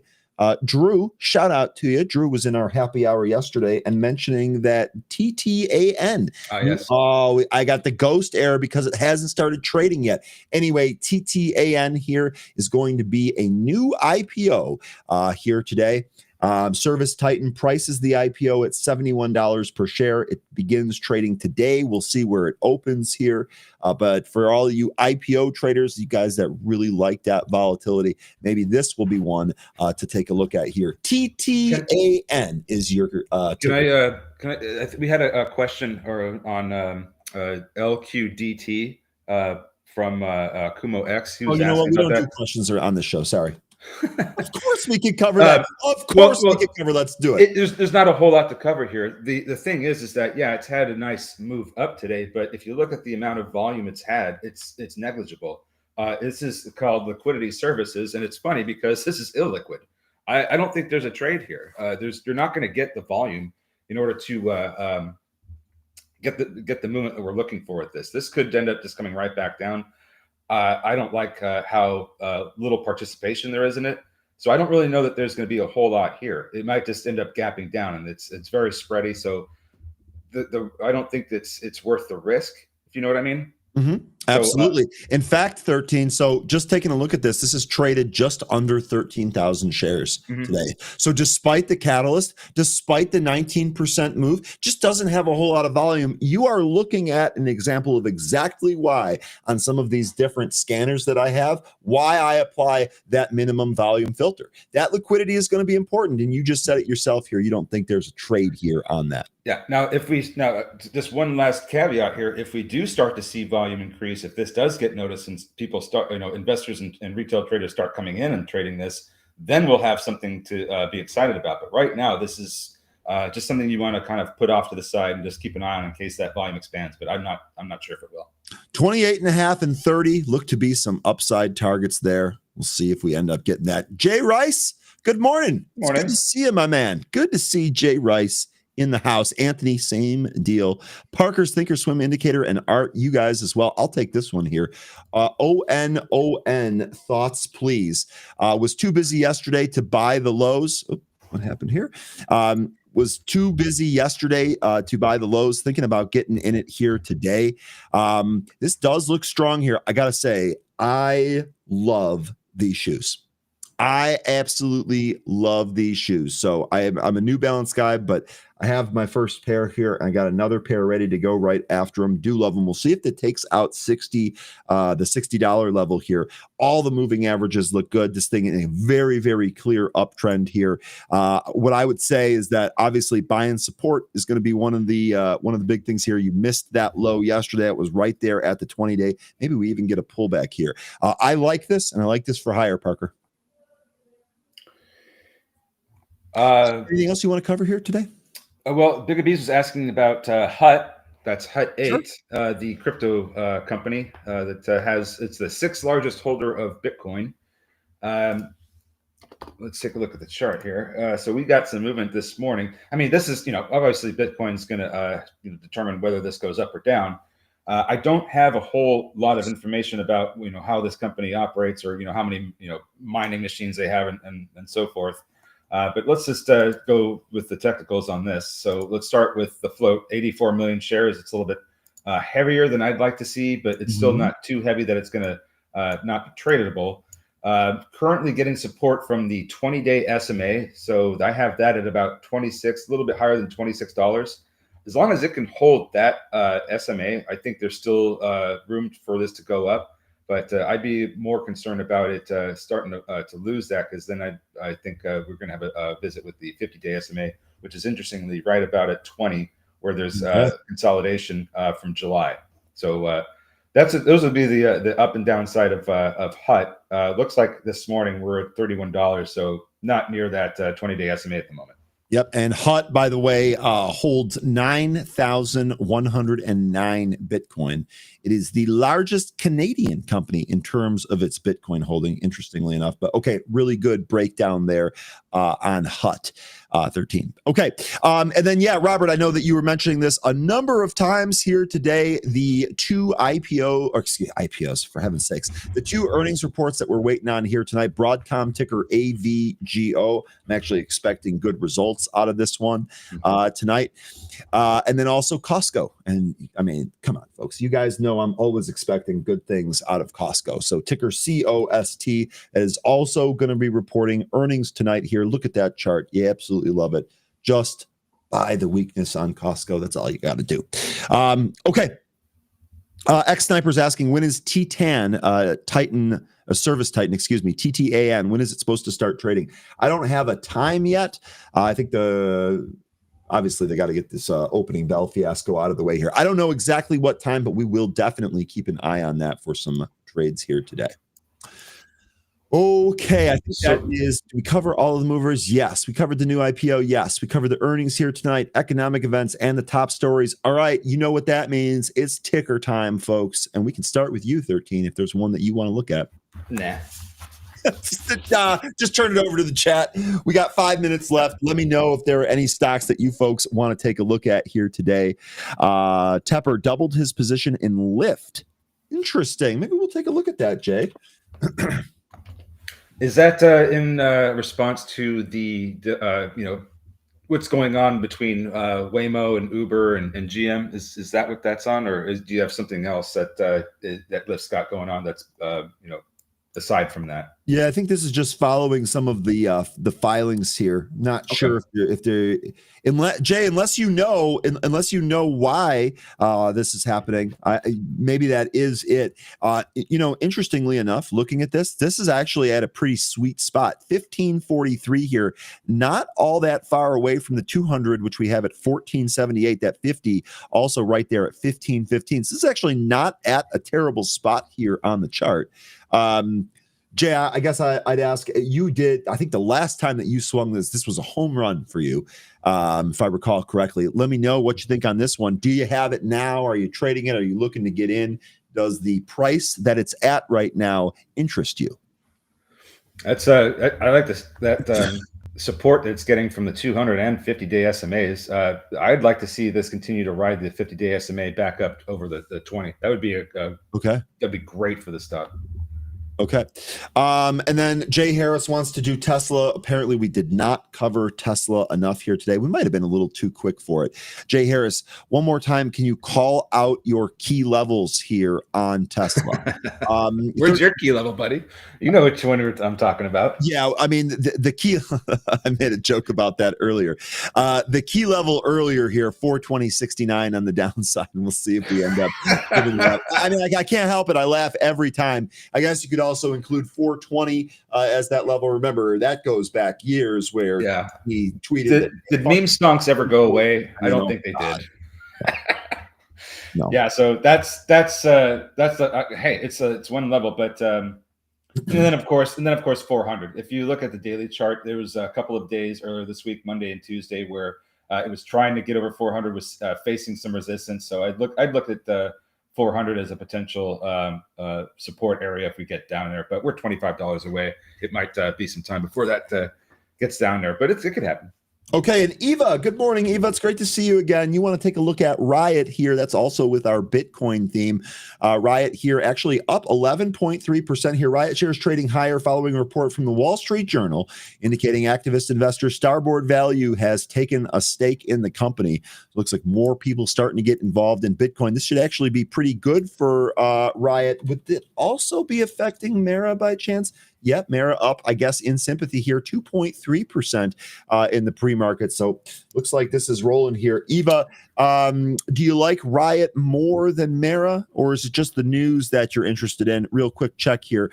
Riot owns 10,000 19 Bitcoin. So it owns just about 1,000 more Bitcoin than HUT and about 30,000 less Bitcoin than its peer Mara. Now, looking at where it is here at the chart, does look like we're at the top end of the range here. I gotta say 14 and 16 are going to be your levels right above this here, your key levels above this if this continues to go.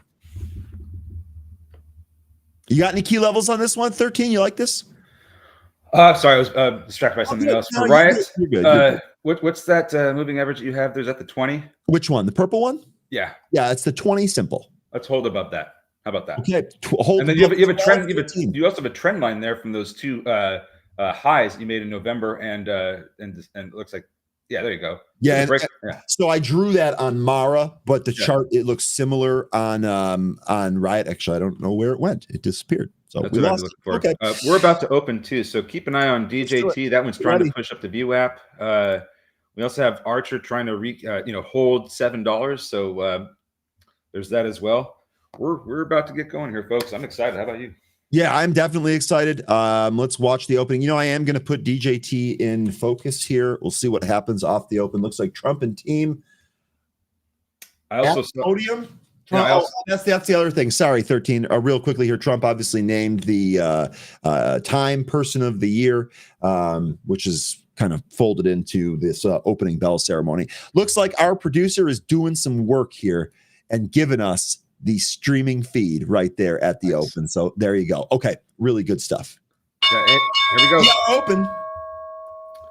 All right, DJT. I have no position in DJT, around. by the way. Me just neither. Be clear. Yeah, me neither. This is going to be just one to watch for me. Let's look at these other ones that are moving. Lynn, good morning. Glad to have you here. No, I actually do not drink champagne. It makes me sick. But I am excited for those earnings. Hope to catch you later today with those. All right, looking at PALI to see if this can push back over its VWAP and hold it. It's currently getting support from the 65 EMA on the 5-minute.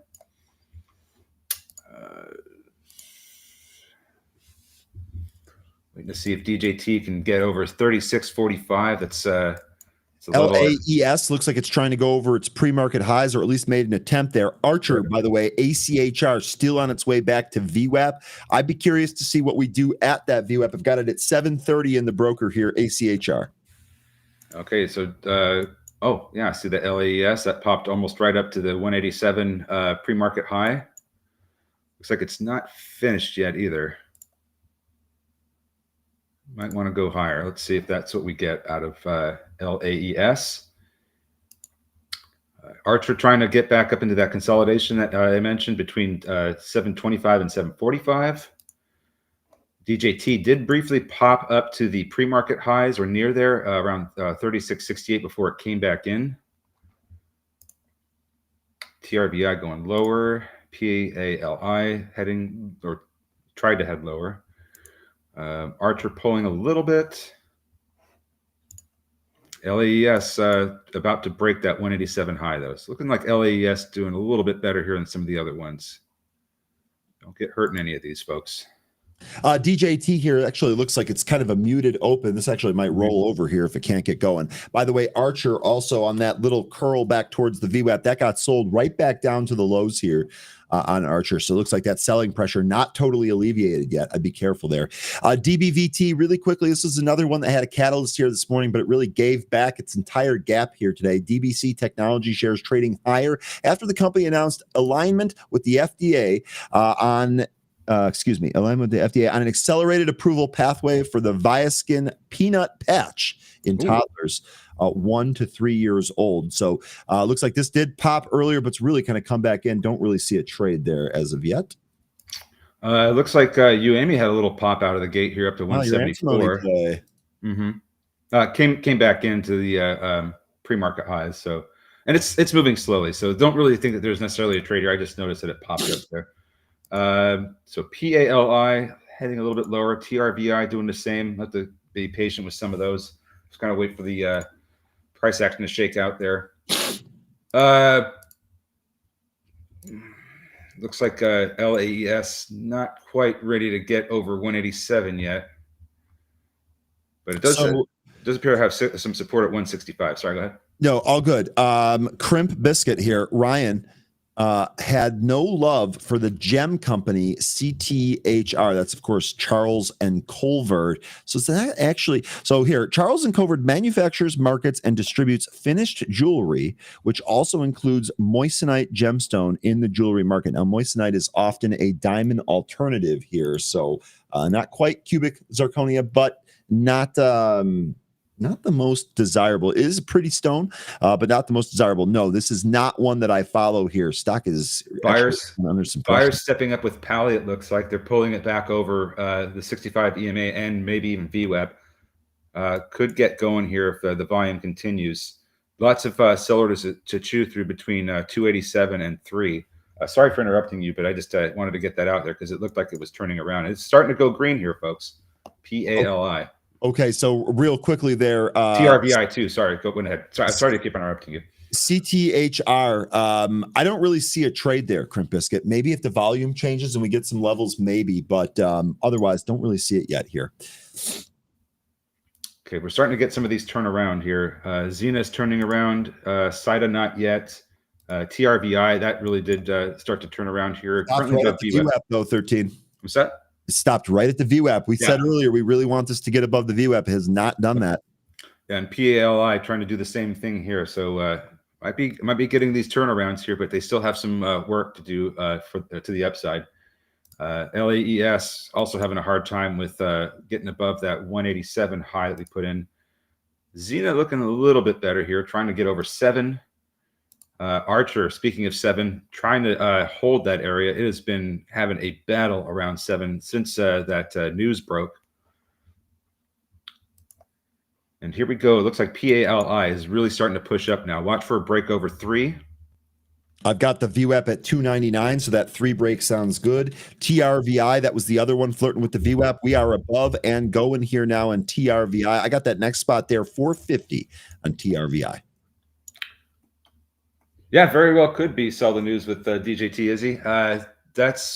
It popped over that level that I had, went right up to the pre-market highs almost, and came right back in. Now we are looking at the not necessarily lows of any particular day, but we are down about halfway of the movement that we got yesterday. Interestingly, 35.30 looks to be a support area. There was some selling that happened around 130 yesterday. That pulled the stock down and got support right in that same area of 35.30. And that's where the price went just now. So let's look at draw a line at 35.30. That seems to be some kind of. Sorry, I was watching TRVI here. Okay. What ticker are you looking at? I'll bring it up. DJT. Oh, DJT. I'm sorry. There appears to be some support at 35.30. So I'm just trying to mark that off. See if that's going to provide a reversal for us. Yeah, this provided a reversal yesterday too at that same spot intraday. That's what I was referring to. So interesting level to monitor there. All right, good stuff there. TRVI pulling back here to the VWAP. Yeah, putting in a couple of upper shadows there, so a little bit concerning, but MACD looks like it's okay. I'm not in TRVI. I'm just gonna kind of wait it out a little bit. Crow calling for 5+ there. Real quick, I noticed that Robert, you had said CIEN kicking ass, but I believe Jay also mentioned this. CIEN, yeah, quite the earnings reversal. New CEO, I don't know, but lots of call buying here. Market likes this one higher here. Let's see. Well, was the former CEO not good at his job? Not one that I'm familiar with. The company says they are, quote, incredibly confident in their future, end quote. Well, gosh, I'm glad that they're confident and not unconfident. Looking for a break of 3 in PALI. That has been that got rejected big time, and now it's coming back up. This thing is all over the place. PALI. So this CIEN, this is one of those opening low candle formations that JT was talking about earlier this morning, where the open is the low. It tells you that there's definitely some buying enthusiasm under this. This continuing to push up here. Nice little gap on this daily chart as well. Is he saying APBO is halted? Trump is speaking? Yes, he's being reviewed by Jim Cramer, who's like a foot and a half shorter than him, which is wild. APVO through the VWAP here. This is actually trying to push higher as well. FGL's getting mentioned by a bunch of people in here. Haven't looked at it. Sorry about that. Founder group. This looks like a little had a push and then a pullback here to the VWAP. Volume really kind of dried up. I'll be honest, without the volume really kind of ticking up here, I wouldn't be interested in FGL. But we'll see. That could easily change. Robert saying Axon moving up. I don't think we're surprised. That thing is just absolutely crazy. What is RBRK? And look at DJT with that reversal.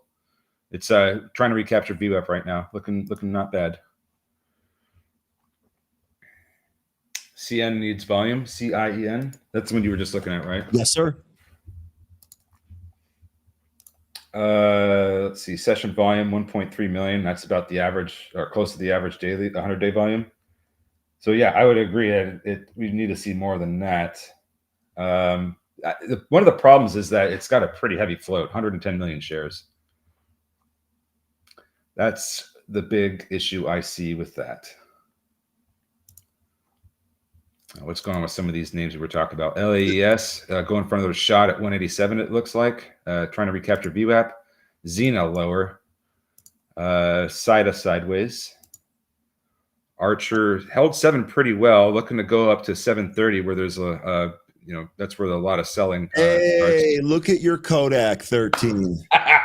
Awesome. Are you stoked about this? Look at this move here. I'm tickled and disappointed at the same time. It's so dumb that this thing is moving with that, but it's something we've identified and it works. So why not? Hey, you called it here before we even opened today. Reddit, another power move out of the open here. It's just so silly sometimes with these things that move just because of one thing that happened 4 years ago, almost 5 years ago. Here comes Pally with another test of 3, looking to break through it this time. Let's see if we get it. Looks like it's chewing through it. Really quickly. Sorry. Tesla options going off here. Calls and puts. Tesla pounding the lows. Here is your Pally. Let's see if we get through. Looks like we were rejected right there. Yeah. Look at the, yeah, exactly. It keeps trying to get 3. It really wants 3 and it's chewing through it again. And there we go. It took all of it right there. I was actually trying to line up an order. Oh, that was such a I was trying to line up an order there and I couldn't do it fast enough. That's my own fault. And it's probably going to start pulling now you're pulling here. We'll see if we can get back through that that $3 level right there. 310 year high. Let's see if we attack 3 here. I do see some. Here we go. We're back on here. I was going to say I did see them bring in a bid there. 288, 289. That might be pushing it here. Yep, looking for 345 and then 360. And if it goes that high, yeah, I'll be spinning. 310 has some size there. Is a little bit more above it there at 311. Here we go. Let's see if we hit that. Oh, there we go. Right through and out. Nice scalp there. We did it. So I was a little bit late there, but that pullback and that hold gave me enough confidence to scalp that right back through the $3 level. We are 2 for 2 here today. Nice little scalps to start today. Here we go with DJT. All right, let's do it. Let's bring DJT. We're going to start getting the action on here. That's what I want. Yep. Bang, DJT through that. So you know what I'm going to do here, guys? I'm actually going to hide this drawing. How do I do that? How do I hide? Just hide. No. There should be a little button on the side there. No, I don't want to hide all the drawings. Oh, okay. I guess maybe I have to. Okay. There we go. Let's look inside. DJT right through that VWAP, through the pre-market highs. Higher we go. Yep. After 37, I'd be looking at 38.50. Okay. Well, folks, we're off. This might be, all that crazy stuff that we were talking about. I don't want to make any guarantees, but it's in the realm of possibility for sure. Okay. Lion, so it looks like you're taking that Google position there. Bought Google calls 200 expires January 17th. So you're looking for that move. It's January. Look, I speak trader, man. I read right through that. I didn't even notice that it was January. Oh, Lion, we're laughing with you. Don't worry. Google actually nice reversal here off 195. Looks like pre-market high or after hours highs here 198. The 200 spot looks pretty good. Maybe I should have held my trade from 2 days ago. I know I sold it off yesterday. They made several points and it was pretty nice, but maybe I should have held a little bit more. Held half of it. Soundhound might want 14. It's had a good morning so far. Held 13 and is trying to push up to the pre-market high of 13.99. I like 14.10. LAES new high 190. hasn't quite pulled back. See a lot of selling orders at $2. There's it's starting to build up at 190 as well. So any more upside is going to have to see some bigger volume to push through those. PALI, that's still moving up as well. Looking at 330 as a potential resistance area. 350s. That's still that big spot that we outlined earlier. We'll see if it hits that. TRVI, this one has been trying to get going too. So far, it has putting in some upper shadows that I am not too fond of. But if we can, in this current candle, if we can push up over 450, that would be much better. And we could look at 490, the intraday high, as getting broken next. I do like that this is building above its VWAP, though. Yeah. So yeah, that would be. I mean, it could lose it easily with the way these upper shadows are forming. So I'm just gonna wait with TRVI until we get past these wicks. Anthony, glad that was a win for you. Cha-ching, that's what we do here. Jay saying TEM looking okay here. Really want that 45 break. Jay, do you like TEM as like a swing? This is one of your AI plays. How's fun looking? Did that end up doing the thing too? Sure did. Sure did. $74 price target here on TEM from Guggenheim. That does look pretty good. You know, what was that other? How's NBIS looking? That was another one of those AI names that we've traded here. Okay, so that one's still in a 30 handle here. Looks like it's doing a fairly decent job holding 32 on NBIS. LAES. Keep this is really starting to move now. Sorry to interrupt you again. Right above the pre-market highs here on LAES. Xena might be trying to reverse here. Not sure if it is just yet, but it did get some buyers to step in once it hit 6. Really quickly here's Pally, the one we were just trading here. This broke down. So this actually broke through its VWAP. Watch that 280 level. What was the one that you were just taking a look at there? I'm sorry. I think that was Xena. Xena. Yeah, it was Xena. It was Xena. Yes. So yeah, it looks like there was some big support around just above 6, like 603. So that's going to be the big level for Xena to watch for. If we lose 6, then maybe find something else. But so far we're getting some support there, and it's reversing. It needs to get back above the 65 EMA, which I currently have at 646, and then VWAP. AMPG moved through the VWAP there, flagged above it, and now breaking higher here. Next spot looks like $3 on AMPG. Here we go with TRVI. Put in some upper shadows. Did not get the breakdown quite yet. Currently trying to stay above VWAP. I think this thing needs to just, like I think I said earlier, this thing needs to get above 450 and hold above that. That would be the big confirmation for me that there's more upside coming. Real quickly here, I'm noticing multiple repeat Uber sweeps, some different strikes as well. These are 300 contract trades or more on Uber. Remember, we did have some news earlier. We talked a little bit about GM halting the funding for the Cruise robotaxi program, which should benefit Uber, Waymo, Tesla. Uber here looking pretty good. This was higher in the after hours yesterday. It's curling up here today. Now we're seeing some option sweeps on the unusual option activity stuff there. So Uber looking pretty good here. We also talked about Lyft earlier, one of its peers. What was that? Tepper adding to his position here. Lyft also looking the same. Both of these looking like they want to lift higher, honestly. See if we end up getting that. CIEN holding up here about 87.5. Pally stopped breaking down. TRVI stopped ahead of that 450 level 13. We'll see if that gets taken out here. I saw a question that was asking if Microsoft's the only one that has not made an all-time high or new all-time high. The last time it did that was earlier this year, over the summer in July. Since then, yes, it has not made a new all-time high yet, but it's getting up there. And it looks like if we can get over 460, that would be a good level to break over and get some highs. Now, I don't know if we're going to see new all-time highs this year before the end of the year, but my expectation for Microsoft is that we see 500 by the second half of next year. That's what I'm looking for in Microsoft. I do own it. Okay, so you're looking for a break of that recent all-time high and a move to 500. Okay, sweet. Sweet there on Microsoft. Real quickly, also noticed that Kroger trading up here. We talked about Kroger this morning. Kroger's $7.5 billion buyback blitz eyes lower grocery prices and big returns after the Albertsons pivot. Look at this. New all-time highs here today. Wow. Ticker KR Kroger. We actually took out this high from April of 2022. Boom, boom, boom. We are getting some moves here today.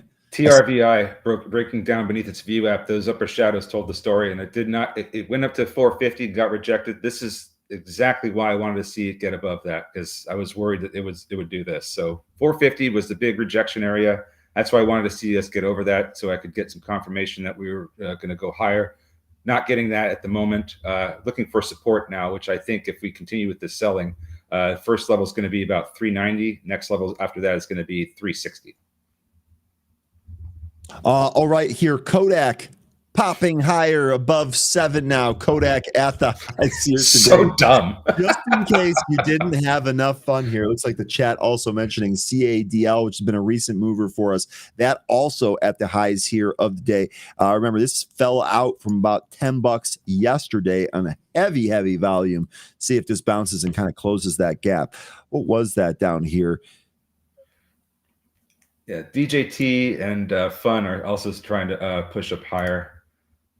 Yeah, Kodak, that just had such a great setup. And then when you had I even mentioned it to you when I texted you, it's like, this thing just has a great setup. And then you have Trump ringing the bell tomorrow. The catalyst is right there. The chart pattern is right there. It just seemed like it would do something like this, but I don't know how high we're going to go. It could break over that the entire price action of that bull flag that we saw.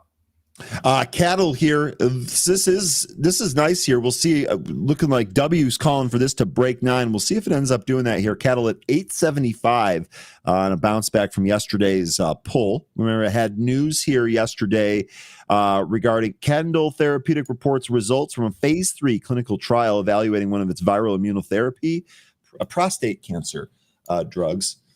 That's what's going on here with CADL. You know what's interesting with the SPY today that I mentioned yesterday? And Here's your 9 here. Sorry to interrupt you. This was a great call here, W. Right to 9, just like you said here. Volume still looking pretty good on cattle. I have no position on this. I'm not trading this one, but damn, wish I was. Brought in a bid there too, 895. It got hit and held. We'll see if that cracks and lets it go beneath. DJT, this looks like it's going to get some support from VWAP. That would be the trade I'd be looking for at this particular point. Is a VWAP bounce, and then it goes on to take out 37.61, the intraday high. Looks like it's about to happen right now. Watch for the volume to increase. Should try to push up. Maybe we get up to 38.50 if on this next move up here over 37.61. So far, looking pretty good. Wellness Matters saying that SMCI is ripping. Stocks up 3.5% here. Nice little push out of the open on SMCI. I bet it sees rejection around 40. We're pretty close there. So we sure are. So yeah, it's going to be a couple of things to be watching for with SMCI, because that channel that I identified is so far been putting in the resistance. Now the bottom of that channel is be about $40, and if it cannot get through that and take out the 500-day SMA, I think we're going to lose the 50-day SMA probably by next week. That would be my expectation. ARM, pretty nice move here today. Nice little move higher here on ARM. I've been watching for 160. All right, just looking around here, seeing what we're getting. Just, so far this morning with Archer, just that $7 level, it regains it, it loses it, and it goes sideways. Just a very important level here with Archer this morning, 7.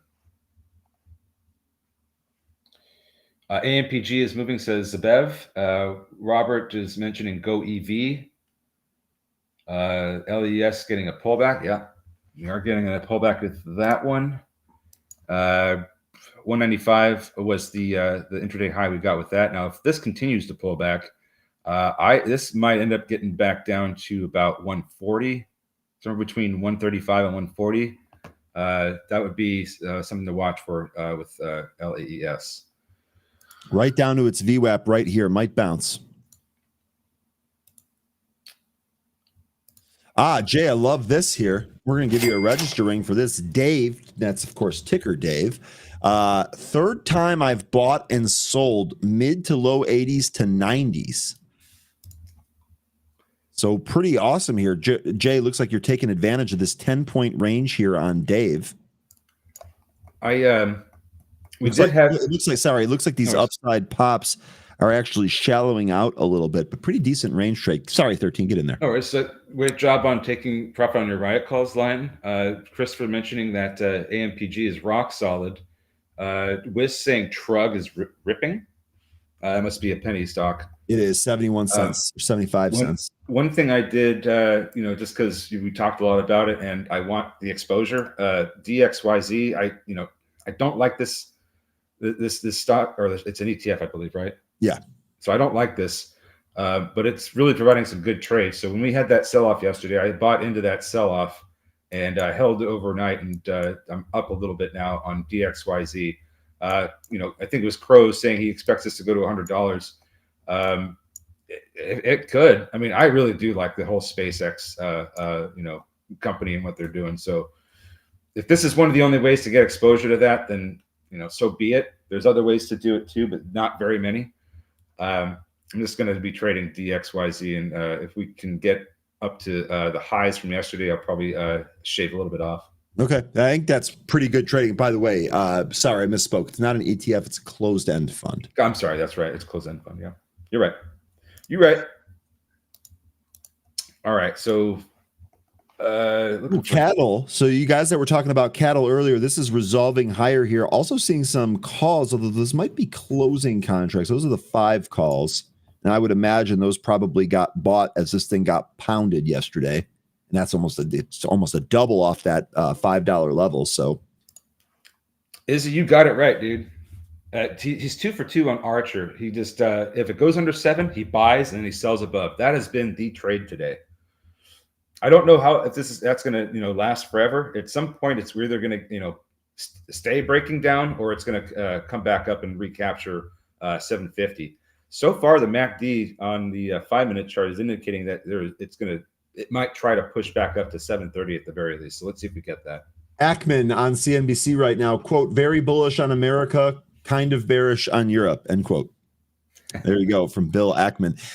With ACHR here, VWAP telling the story. It's really unable to get above that. We'll see if that changes.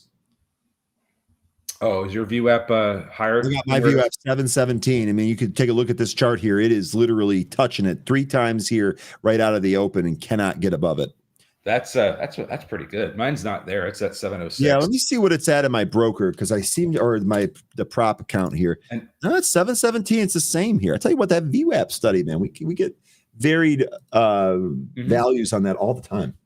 And then somebody was mentioning LAES. It was breaking beneath VWAP and possibly going lower. It looks. I mean, I think I already mentioned the level we're looking at was like what, 150 or 140.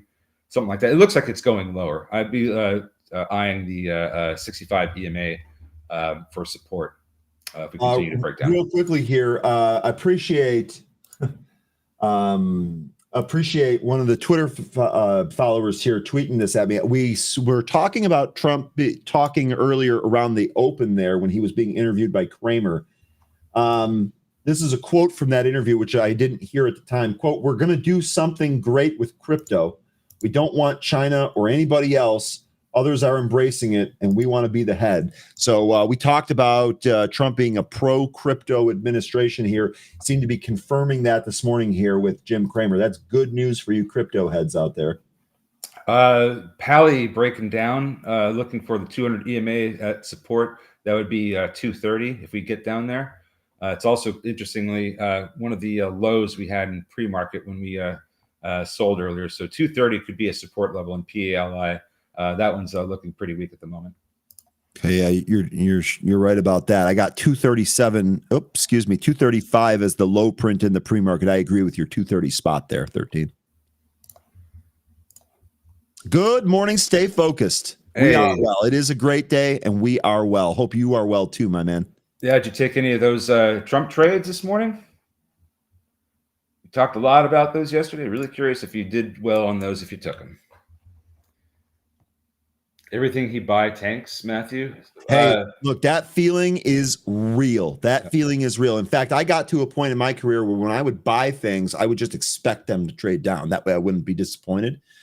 But I mean, look, I feel you on that. I feel you on that. It's rough when it feels like everything is going against you. What I would do if that's the case, slow down and really focus on your entry. Specifically, why are you entering at the price that you're entering now? And again, if you need to slow down, that's probably a good thing too. Deborah did well on the Trump trade. You know what that means, Deborah? We're going to ring the register for you, and we're going to give you a 1-up. You have leveled up here this morning.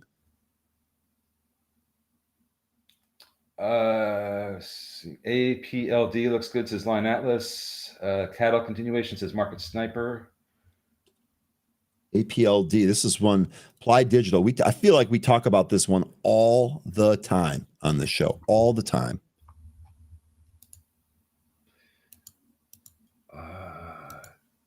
Looks like LAES is getting support, trying to turn around and recapture VWAP. Keep an eye on that one. Yeah, and one more thing here regarding that feeling that everything that you buy tanks. This is also an opportune time for you to start scaling in. If you feel that everything that you buy just immediately goes down, if you normally buy 1,000, buy 300, and when it goes down, buy another 200, and dollar cost average up to the position that you're comfortable risking. If you feel that process keeps happening over and over again. And understand the risks of dollar cost averaging for day trades. Yeah, no question. But that's exact. I'm glad that you pointed that out, because I think I kind of glossed over that 13. Thank you. This is why you want to reduce your size, because if you're taking a full size position, then you're dollar cost averaging, you're compounding your problem. You could be compounding your problem. Yeah, dollar cost averaging, great for long-term investments. It's very risky if you're doing it for day trading. Stay focused. Looking like he's working on the GLP-1 plays today. Let me know which one you're fond of. Seahorse Trading, answering your question, though, did great on the Trump trade. He's my, quote, lucky charm. We're going to give you a register ring for that as well. We could get a lot of really interesting trades throughout his presidency. I think we will. I think if his first administration was any indication, it should happen again. Yeah, there'll be many more Kodaks to come. Deborah. Okay, so Deborah, this is I'm glad that you brought this up too. Great advice on scaling, but in Canada we're paying $20 every round trip. It gets expensive. So I remember back in the days when I started, trades weren't free. In fact, you would threaten to leave your broker and go to another one if they didn't give you free trades or lower the cost of your trade. I got a piece of advice for this too. If you focus on your process and you focus on what the trade plan actually is, you can kind of ignore this, right? Because if you're developing a system where things are working for you, you can kind of just factor in that round trip cost into the trade and then kind of go from there. This sucks though. I will say, I know a lot of back and forth about the free trading and what it means for the high frequency traders and all of that. But man, oh man, it sucks looking at how much you spend on just execution. I'm sorry you have to go through that there in Canada. With folks that are trading CADL, I brought it on my screen for the first time this morning. We're in an area that might see some resistance. 950 looks to be a particular resistance area, but if we manage to chop right through that at some point this morning, I think $11 might be in the future there. So just watch for that with CADL. Left my broker yesterday, $10 per trade. Yikes. That makes me a little sick.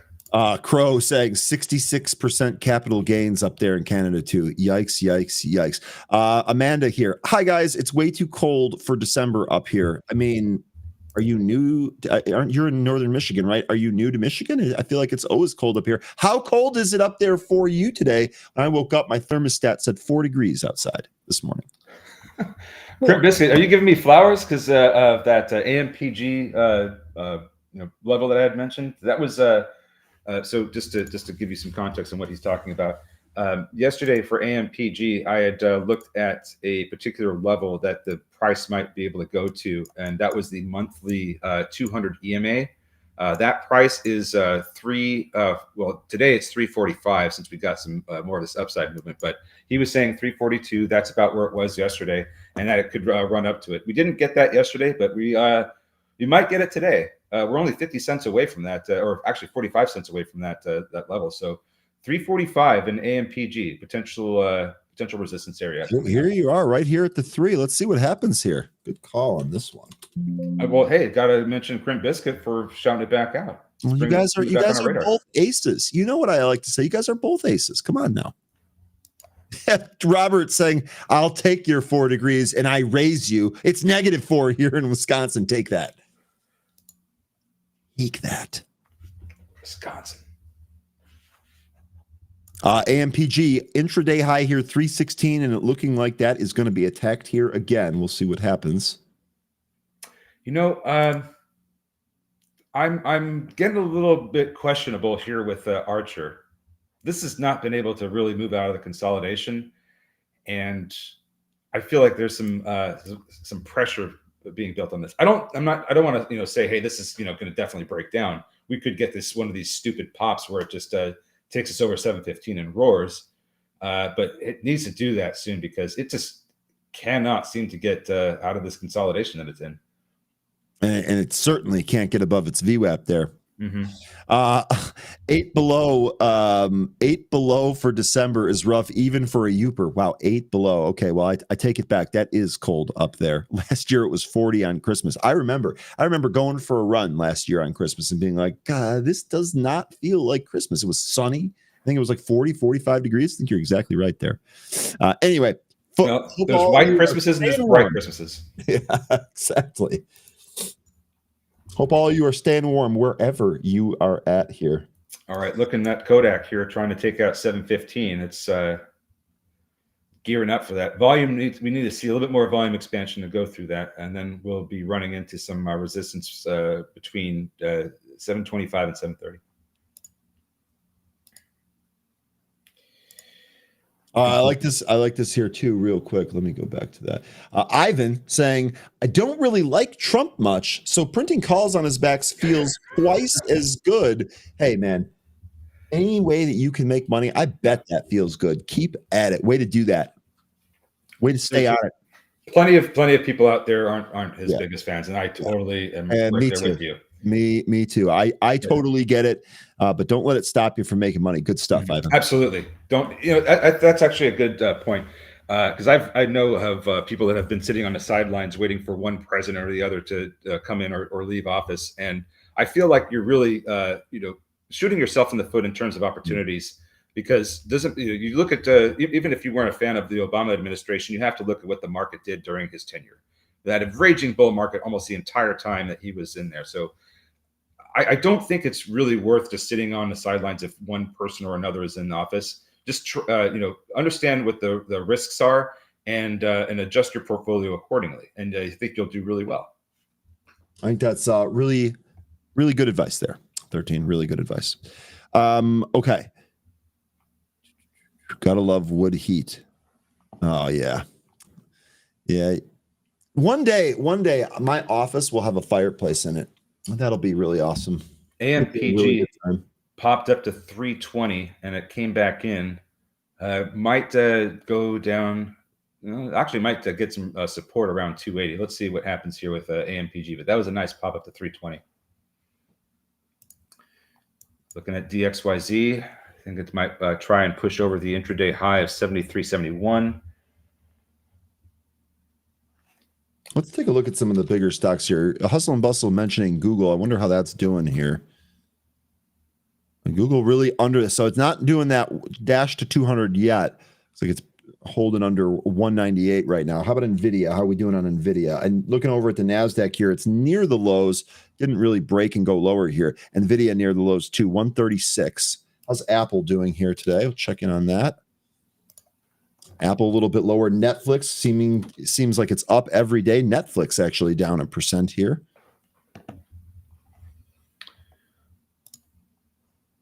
Rigetti turning positive. That's RGTI. Rigetti.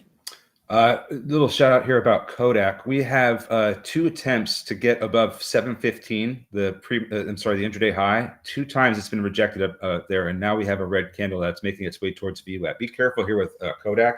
We might see some more downside before we before it comes back up and tries to take out 715, if that even happens. So just be careful with Kodak here. We are getting a little bit of a pull.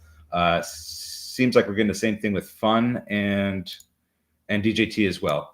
Kodak here, 1 cent away from the VWAP, so we'll see if that holds there. Mm-hmm.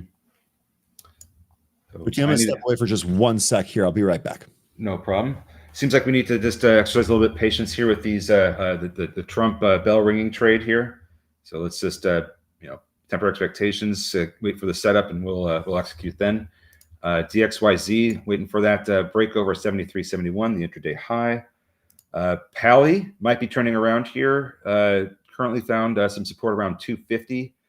We need to start. It's got a bit of a consolidation area to get through now since we're beneath it. But if we can start chewing our way through 275, we'll be out of a lot of that consolidation. Kind of in the 330 area. So definitely some work to do on PALI. Need to see some volume expansion as well. Take a look at AMPG because that one seems to be trying to go higher as well. Conditionally accepted saying APVO tightening up below VWAP. LICN China penny play moving play small says WebCoin. We need AVGO to hold around 180. Says Robert. Kathy Austin, RGTI turned positive. I think that could be one of the better quantum plays. That and QBTS. I think those might be 2 of the better ones that are not a Mag 7 like Google. So I kind of do like RGTI and QBTS for the quantum plays. Okay. Yeah, this the Trump trade right now cooling off pretty well. Waiting for some support. I think it looks like we might still be going a little bit lower here before we go higher. So let's just see what we get. Waiting for setups in those. I like that Kodak is still holding above 7, but again, I think we need to just kind of temper expectations here, hang back, wait, and let these things set up. Been a pretty good morning so far. How's everybody doing? Yeah, it has been a pretty good morning. Slowed down for me a little bit, but still pretty decent. CABL still holding above 9 here. One of the biggest things that Carmen saying Ion Q as well, and yeah, that's probably very, very true as well, because I think they've been getting a lot of other collaborations and deals with other companies. So absolutely. But I'm really happy about the folks that were on that Trump trade this morning making money. That's the big win personally for me today. We had a whole thought here. It was birthed out of a happy hour. We started talking about different stocks that could move. We identified DJT. I don't know why I put DHT here in the chat, but DJT, PHUN, and Kodak, and they all did exactly what we were looking for. And folks, if you made money on that, I'm very happy with that. Yeah. It's awesome when a plan comes together, no doubt. All right. What is looking good right now? Okay, come on, DXYZ. Get over that 73.71. We're almost there. Archer, still messing around with that $7 level. I'm not in Archer at the moment. Just want to see what it does because I'm a little concerned that it's not going to hang on to 7 for much longer. I'm getting a ghost here with the new IPO TTAN. Yeah, indeed. Checking in my broker. Don't have any charting yet. They will be going to that here. No indication, though. Tom V saying that Adobe was his big winner today. Now, that's interesting because you must have shorted this. Oh, yeah. That was a huge gap down. I mean, and the other thing here on Adobe is, remember, this was a 7.4% implied move on the options. This thing moved 11% earlier in the pre, but down 12.5% now. Okay, so I misunderstood what you were saying. I thought that was running, and I was like, really? That thing kind of got hammered on earnings because they had mixed guidance. Also, it seems like Adobe may have reported possibly peak earnings. That sales, the revenue beat that they had, that was the largest revenue beat they've had over beating expectations since 2021. So little concern that we might have seen for the time being anyway, about as much as it can, the company can grow. So we'll see what comes next for Adobe, but that was I'm definitely showing a surprise revenue miss here of 2.15%. It was a miss. I'm sorry, that must have been what it was. It was a miss, not a beat. The biggest miss since 2021. Well, yeah, I think what you meant here. So no, I see exactly what you meant here. So this negative number is the biggest negative number that we have, and that. So I got it. It's okay. I was. I'm sorry. I had that on the wrong it's side. All good. It's all good. It makes sense. Yes. So the revenue was, because I thought that they beat. I thought they beat expectations. Could have sworn they did. EPS beat on strong demand. Yeah, they beat on the top and the bottom. So that's why what you're saying to me is a little confusing. I thought they had a beat. Anyway, I think the big takeaway here is that they had mixed guidance.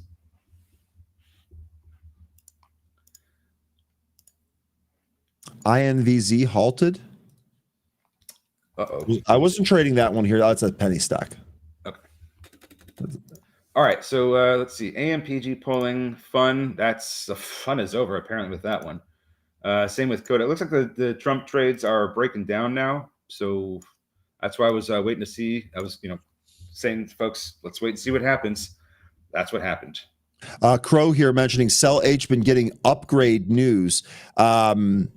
So we talked about this kind of being a tax loss selling buy. It's really kind of been pounded in 2024 here, at least the latter half of 2024 here. Now maybe we're getting some upgrades. Maybe the bottom is put in here. The one you're referring to, JP Morgan initiating coverage on the stock, overweight, $37 price target here, ticker CELH.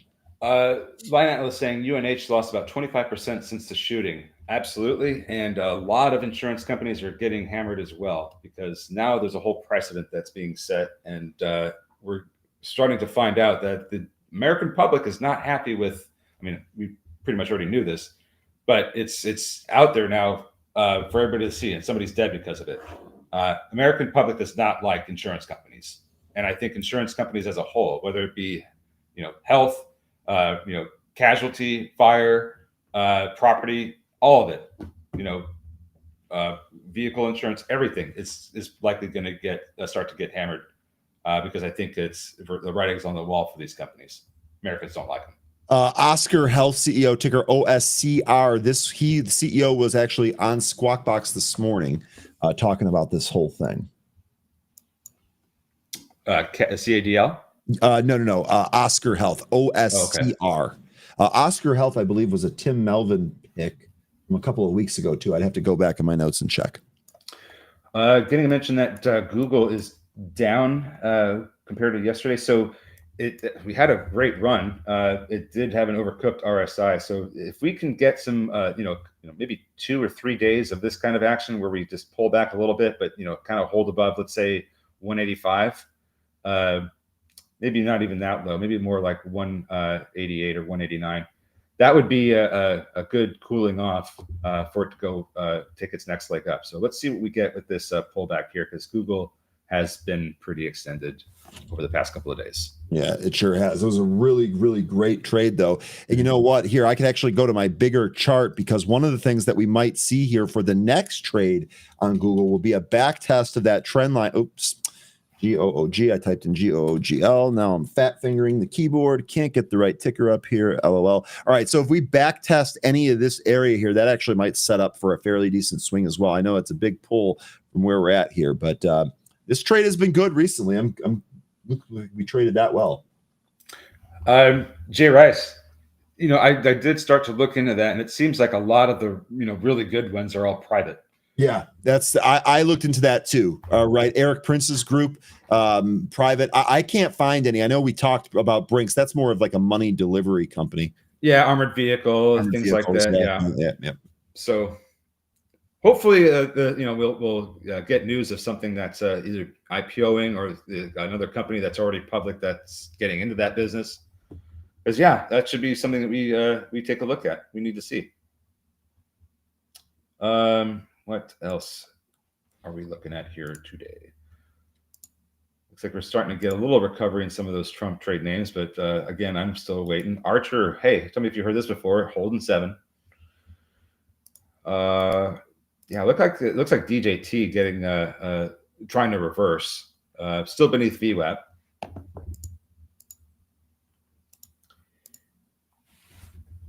AMD and Nvidia, says Zujin. What's going on with Nvidia? Let's take a look here. Bringing it up here. Nvidia just kind of at the lows here. It's holding 136 so far. So for me on the daily chart for Nvidia, I mean, I think we have a head and shoulders here that's going to end up resolving, and what that means is that we're going to likely see the price come down to 132, maybe briefly hold there before or bounce before it loses that level.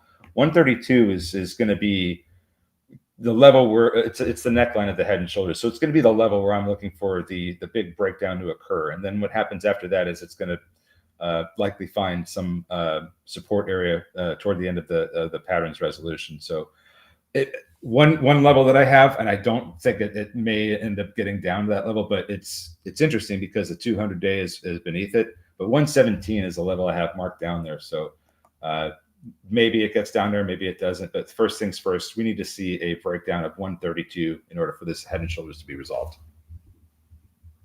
Okay. I got that 200 at 115. Yep, same. Yep. AMPG holding VWAP, trying to turn around. PHUN coming back. Kodak coming back. DJT. Actually, decent bounce here on AMPG so far. Let's see if that gets rolling here. No position for me on that. It actually kind of slowed down here. Yep. Some names are bouncing. Though. Yeah, market. Maybe it's just with the market there. Mm-hmm. Certainly looks that way. That's a good one, white chocolate mocha.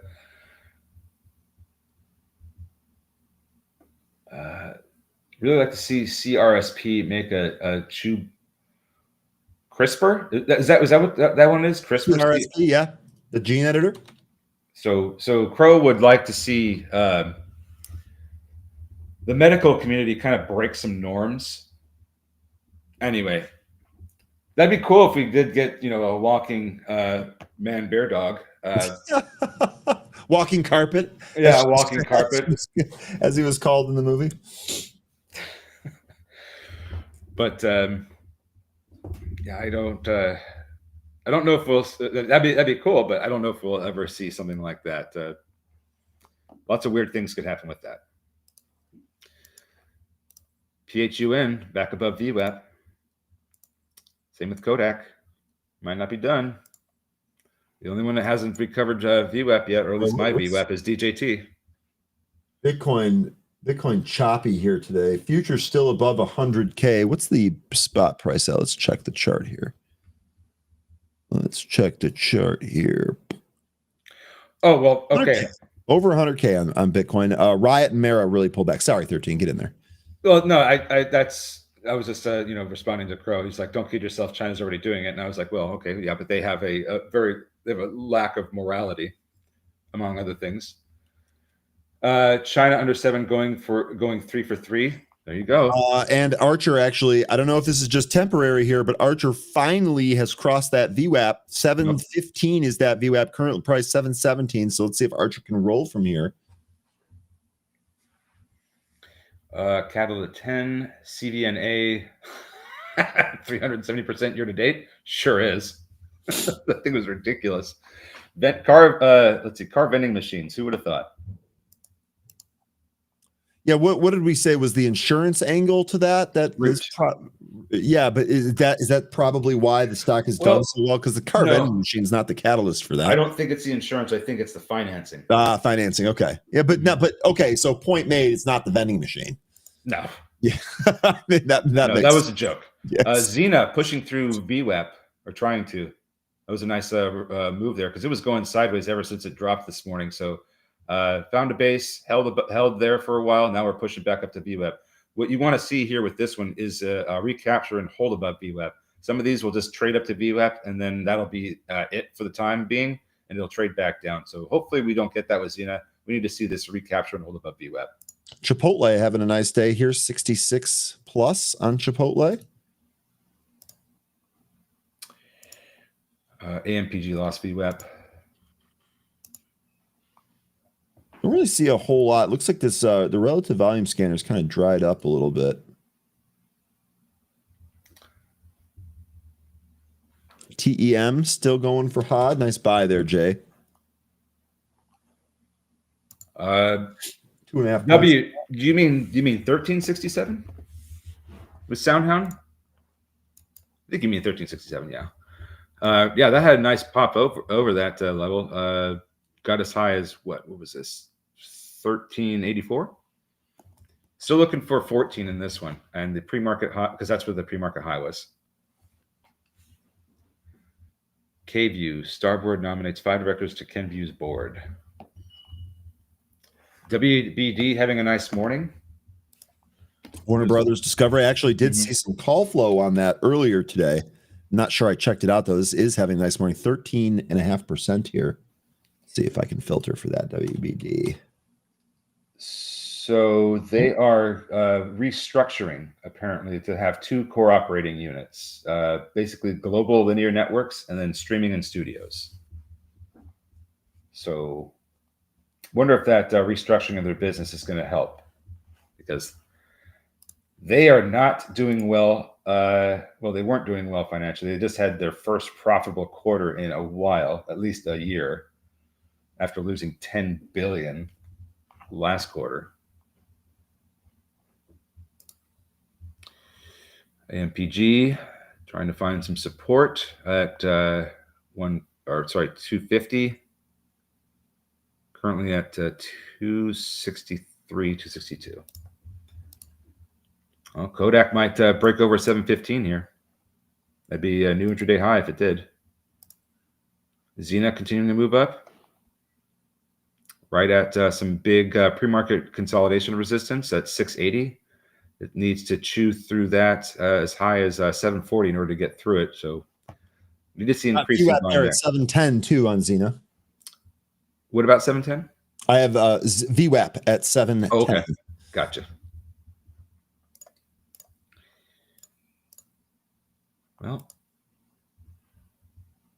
I'm just kind of waiting for things to set up at the moment. I don't have really any new active trades this morning that with all the stuff that's moving. Here we go with Soundhound. Wow, that was such a fast move. Right to 1405. Sound, S-O-U-N? Yep. There we go. So we got that.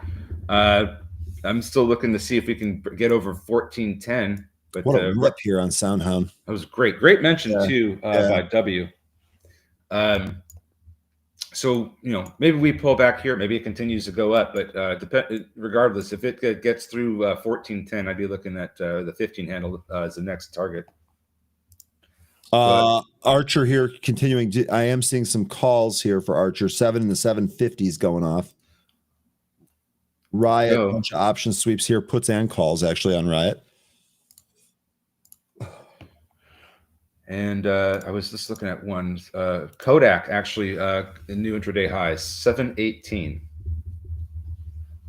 So funny that worked. AI at the highs here, 39.5. Wow, look at that. Is DJT turning? It looked like it was. I think it has. It's recaptured VWAP. It just has to get through. It has to get through 37 because that seems to be a bit of a level here based on the price action from this morning. Let's see what happens here, because I also see that there's a large amount of sell orders up at 37 as well. So if we can get the volume to chew through that, then we might be able to get our shot up to 38.50.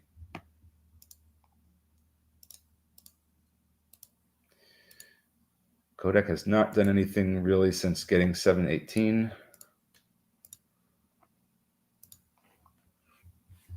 Lunar, says Izzy. He's watching that one. Let's take a look. We actually haven't looked at Lunar or really any of those space stocks here recently. Lunar, big pop on volume here. Did we have news or something on this? No, it didn't look like it. Let's see. Space stocks are mostly up today.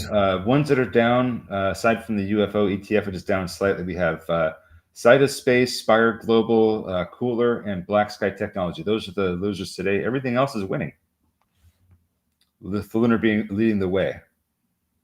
Redwire, Rocket Lab, and ASTS are following that movement. Looks like we can throw Planet Labs in there as well.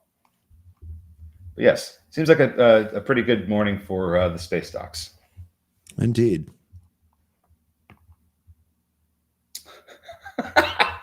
World peas, please. Kodak shaking like a Polaroid picture. I love the analogy. Yeah, and it certainly is. So here's the thing. We did get 719, and then it came back into, and it's at 715 right now. That's support. So we might get, might go higher here if we hold this level. But my VWAP is at 705. If we trade down to there and lose that, then maybe it's done for the day. I'm just looking for this. WHLR, which we talked earlier, looks like this is resumed. Now, this was halted. Nice little pop there on volume through the VWAP. Good. I actually didn't catch that halt the first time. It's resumed here, though. Archer continuing to move up. We're in this consolidation from pre-market now. What a fantastic morning. Tom asking, is anyone playing Costco for earnings? So I'm holding my Costco position, but I'm not putting anything else on for earnings. New intraday high and fun. DJT still pushing up, trying to get through that consolidation I pointed out just a second ago. Looking for 37. It just touched it. Holy cow, this is such a wild day. Which one? DJT.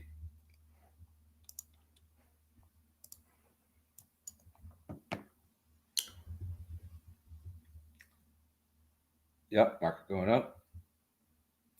Archer gone. Costco, Whirlpool. Costco expects to earn a lot just for me. Well, I count one more, bro, because they earn a lot for me too. That's my primary brick and mortar store. I feel you on that. It's one of the reasons why I like owning the stock. I feel like every time I go there, I'm helping myself out. I'm expecting good results from both the Costco and Broadcom, by the way. 735, providing some resistance for Archer at the moment. Might come back in a little bit. I'm telling you, man, it was all about that VWAP. As soon as we got above that VWAP, this thing's tradable now. Really good stuff holding 7 there, too. Oh, yes. I like the way Lunar is looking, too. If you look at the 5-minute chart, it's putting in a bit of a bull flag. So let's see if we get a resolution of that. Where this turns around at, I can't exactly say for sure.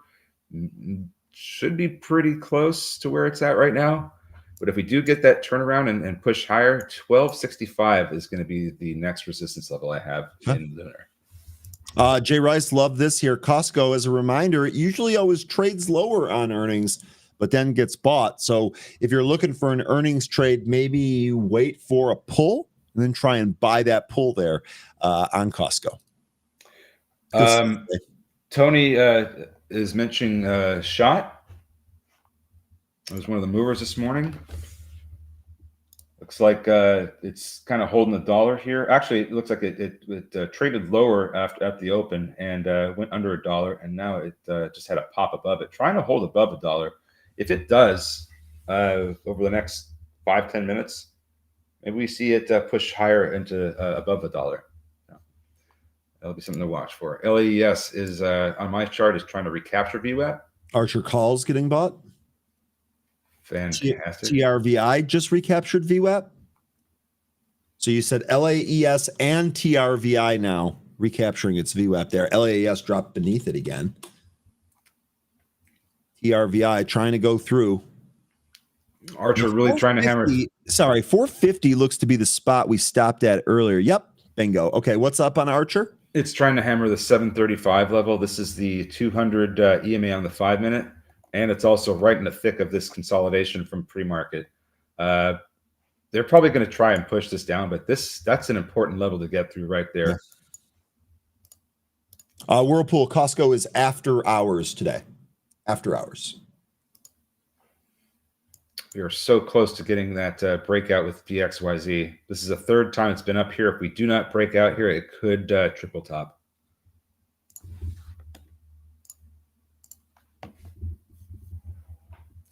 Could do that. Costco re-breaking into 1,000. Let's go. Let's see $100 on Costco after earnings. That'd be sick. Here we go with Soundhound. That was a great mention. Kenton, close to 1410. It actually just took it out. Trying to push higher. 1416, the current high. So far, that looked good. With the movement, with that move, this looks like it might need to cool off a bit here, especially if it keeps going. Now, if we do pull in a little bit, we want to see it hold $14. Great move here in Soundhound.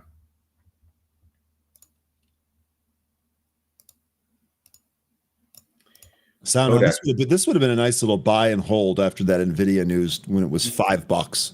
I mean, my goodness, what a move. Kodak also putting in new highs. 726. Fun also printed a slightly higher highs before pulling a bit. 455 current high in Fun. And then DJT. I can't believe this Kodak chart 13. I know you talked about this yesterday. I know it was a good call. I just can't believe it. It's wild stuff. That's why I keep saying it's stupid. I know. Oh my gosh, man. Soundhound is just tearing it up. It looks like there's going to be a bit of a problem for it around 1430 if it gets up there. I see a lot of sell orders in the way. But it could chew through it. It's been doing good so far. It's right up to there right now.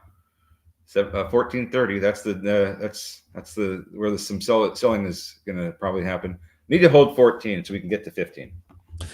Is he asking, do you guys ever play MOB? I don't, but this is actually at an interesting level here.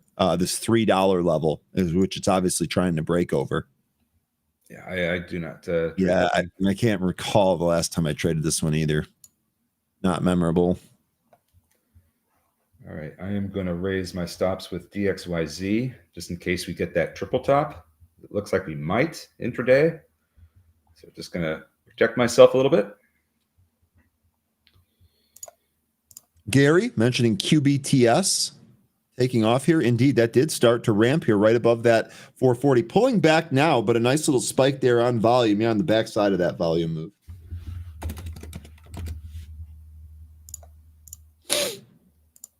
All right. Okay, so just taking care of that. EBGT, that was a disappointment. This was a mover from this morning, had a catalyst, really just kind of went lower, didn't really do a whole lot here. Cattle still holding 9, just reclaimed the VWAP, maybe for a potential move there. Hymax Technology, this is HIMX. We didn't really cover this one. This is having a pretty good day on volume too. Do we have news on this? Trump says, analyst says it may be NVIDIA Taiwan semi supplier, but that's not new. That's just a recap article. Yeah, I don't know. Soundhound really brought in the weight at 1430. There is a ton of shares there trying to get sold, so that is going to probably be a bit of a resistance level for the time being. Fortunately, even with the pullback, it's still currently holding above 14. So let's see if we continue with that as we get a little bit of a pullback move here. 14 needs to hold. We just shot down here just a second ago. Be careful with Soundhound if you're still trading this one. Just needs to cool off a little bit before it tries to push through 1430 again. Okay. TRVI lost the VWAP there. Like that was a while ago. Sorry. Xena is recovering nicely now above VWAP. Trying to make its way through the consolidation from pre-market. Pre-market high on Xena is 807, currently trading at 684. Okay. Apple at the highs, 248. Still strong. A little worried about that in their supply chains. All right, so here's DXYZ telling us if it's going to triple top or if it's going to nullify that. Oh, Beach Bum. I'll shout this out. Congratulations to our Beach Bum traders who caught our trade idea on HIMX. Big winner here today. Way to go, Beach Bum. Way to go. And congrats anyone that hit that. QUBT looks like the quantum name's still doing really well here today. Here is QUBT. QBTS. Really liking what we're getting out of Soundhound here. Had that pullback to almost 14, held. Trying to push back up. I think it may need a little bit more time. But holding 14, that's a good sign. SYTA also trying to recover. Has a ways to go before it gets back up to VWAP. This is a penny stock. 101 is where I have VWAP. So if this is something that's interesting to you, maybe a move back up to $1 is the trade here in SYTA. DXYZ broke through that resistance and it came right back in. No, it's not. It's still pushing up. This thing looks pretty spready.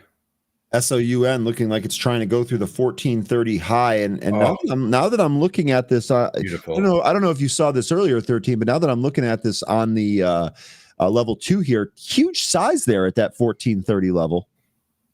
Yeah, that's what I was saying. Okay. I was gonna say I must have missed that. So that clearly is what stopped it earlier. We'll see if we take that out here again. They're actually walking some of that size down here now on sound. Yeah, gotta get big volume to get through that. Big time volume. Zujin saying NVIDIA. I'll take a look at NVIDIA while we keep an eye on SoundHound. Lots of 250 Apple calls, repeat call buys going on there. 250 on Apple. That doesn't surprise me given the performance here today. All right, come on, chart.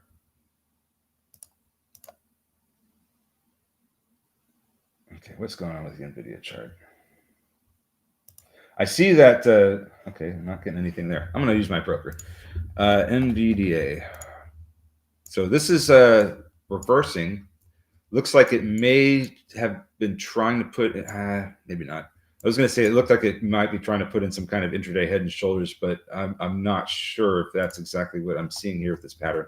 Actually, the 1 minute does show it a little bit better, so it could be that. Could take it back up to 137, 138. That's where a lot of the pre-market consolidation was before it, before it opened.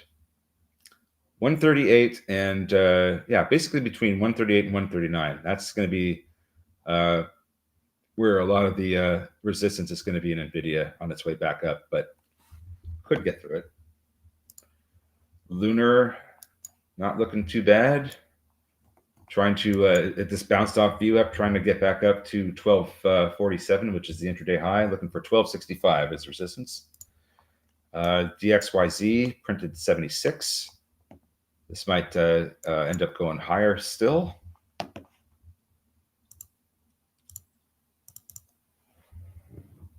Here you go on DXYZ. Nice call there on that $74 level too, because that was a nice big break out of there. Should have day traded that. Really good stuff. Really, really good stuff. SOUN pulling back to that 14 level. Let's see if it actually holds that 14 level. 13. You think you might get another trade up here? Oh, yikes. Well, maybe. If it holds. Yeah, look at the 5 minute chart. You see these upper shadows starting to appear on these. Yes, that's what you want to see.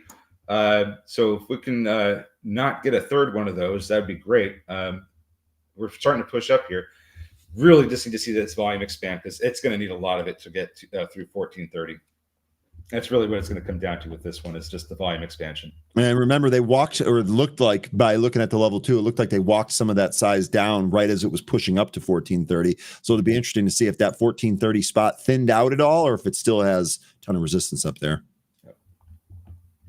For NVIDIA, one thing that I'm watching for to see if we do get this head and shoulders resolution is if we start closing beneath 137.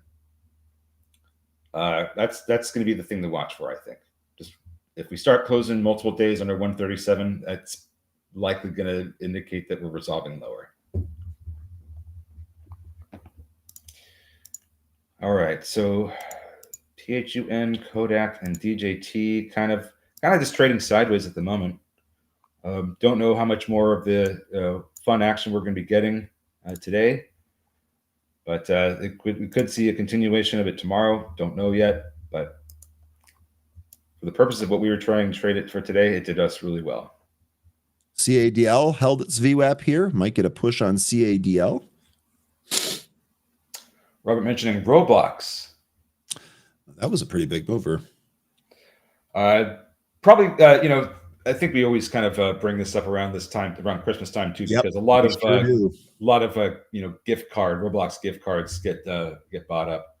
But this company is just a trading vehicle. I wouldn't want to own this. Company doesn't make money; it just constantly loses it. Reminds me of Rivian.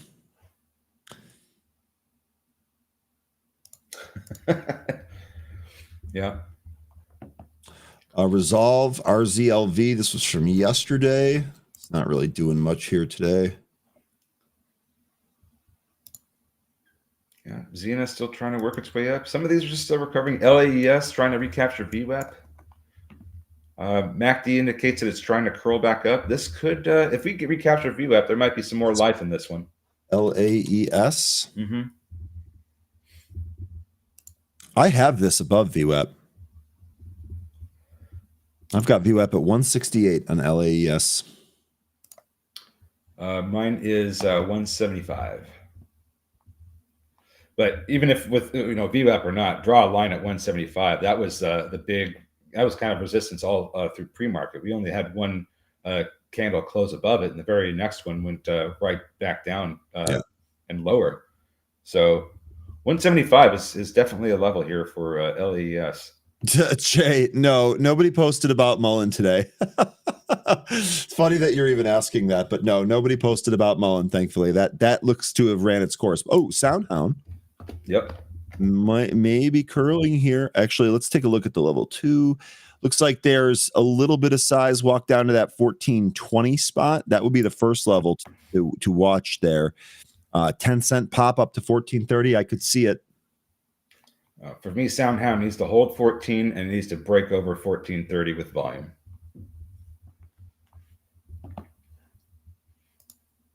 They're bringing in bids on that too. Looks like they're trying to push this higher here. Stay focused, mentioning IBIT, IBIT here. IBIT seems like a good daily trading vehicle. What say you? Well, I'll tell you what, quick look at this. This thing is all types of volatile. Really good way to kind of trade along with Bitcoin. You trade this one, or is it BTO? Which one do you like here? This is a pure Bitcoin play. Yeah, that's all IBIT is, just only Bitcoin. Yeah. So if you want to trade Bitcoin without having to spend $100,000 for each Bitcoin, this would be the way to do it. You just pick up some of these this ETF. I believe this is BlackRock, and you just trade it how you would trade Bitcoin. Here we go with Soundhound down to 14. Down to 14. Let's watch if it loses it here. So what's our spot if this loses 14? VWAP probably. VWAP. Okay, I've got VWAP at 1365. That'd be a bit of a fall there if that happens. Yeah. So yes, IBIT is for directly trading Bitcoin, and then BITO, that's for trading futures. You get a dividend from that one because once their futures contracts, they buy the monthly contracts. So if it's the contracts performed well during that time, then you get a dividend. Okay, so to answer your question, stay focused. Yes, I think this would be a pretty good day trading vehicle. Probably a lot easier to trade based on Bitcoin than something like a MicroStrategy, which I know we look into quite a bit here. But yeah, I would agree with you. I think this is a really good day trading vehicle. Actually, MicroStrategy here above 400, looking all right. I mean, for Bitcoin, specifically Bitcoin, I think it may be the best. If you're just looking strictly Bitcoin. Now, if you want to trade miners of Bitcoin, to me that's a different ballgame. I like this too here. Brian mentioning covered calls on IBIT print. So that's a good way to get exposure to Bitcoin there. And if you think that the highs are in, maybe selling some covered calls above it. Like that idea a lot. I like that you guys are coming up with ideas and different stuff to trade here. That's really awesome. Really, really awesome. Love it. Looks like Archer pulling back a little bit. Got right into that consolidation we identified. Could not get all the way through it. Came back in. Let's see if it finds some support. I don't think it's going to lose 7. That would be great if it did. I'm sorry, would not be great if it did. But if we can hold above 715, where we were getting a lot of that resistance before we broke through it, that would be a good reversal to come back up and try to chew through all that pre-market consolidation, maybe even take it higher. See if we get that. LAES still holding above its VWAP, but barely. WK HIMAX still holding higher. HIMAX actually looking like this is trying to go even higher here. Robert's been, really pounding the table on getting us to bring this up. BTDR, we should take a look at, because it's on a tear right now. Oh yeah, it is on volume too, expanding volume. Really good stuff here. Was there news on this, Robert? That was Wednesday. It files a 1 billion mixed securities shelf. I bet if this is a Bitcoin play, they're trying to do exactly what MSTR just did with that offering. That makes sense. That has been kind of like the winning strategy for MSTR. So all these other miners are like, we should do that, and they're doing it. Raise capital, buy Bitcoin, sit back and profit. Seems easy. You would think. Yeah, I was going to say, you'd think. I hate to even say that. All right, so still waiting for SoundHound to decide if it's going to break down beneath 14 or if it. Oh, there it goes. All you had to do was talk about it. Who sneezed? 13 did. Knocked it down right off that 14 perch. Love it. Yeah. So that those upper shadows that we were talking about, that was the big concern I had, and here we are with the resolution. Let's see where we get support. I was saying VWAP. Let's call it 1370 for now. Don't know how what the price action is ultimately going to be like, but that would be the earliest area of support because VWAP and an earlier high from this morning is right there. So 1370. Let's see if we get support. BTDR. What a ripper this thing is going through right now. Just tearing it up. Great mention there, Robert. Lunar still consolidating, but holding VWAP. I feel like if this gets volume to push through 1225, this thing is going to rip up to 1265. That's LUNR. Let me bring that up here. We'll get SoundHound off here after that broke down. Yeah, so holding, at least it's holding my VWAP. Yeah, mine as well. I got it at 1206. It's building above it. Yep. Kind of flagging, a little bit of a bull pennant there. And then if you look at the price ladder, you can see that really big wall at 1225 that we're about to try and test right now.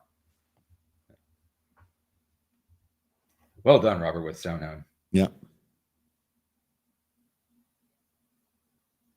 All right. 10 minutes left here.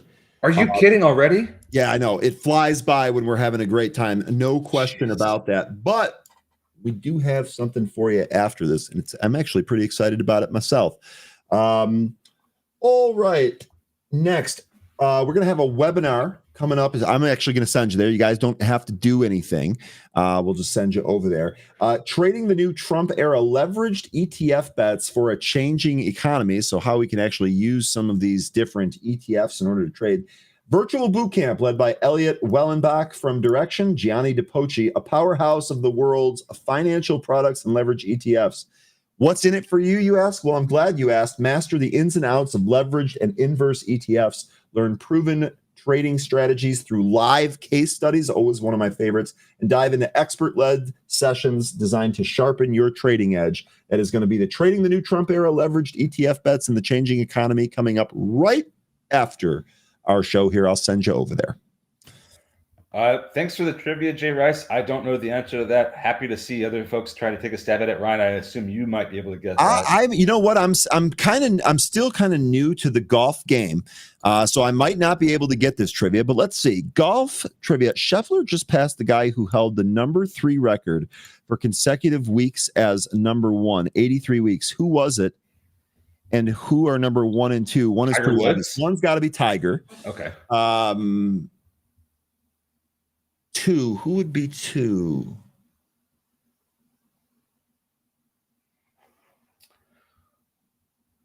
Gotta be one of the older guys, right? Is it Jack?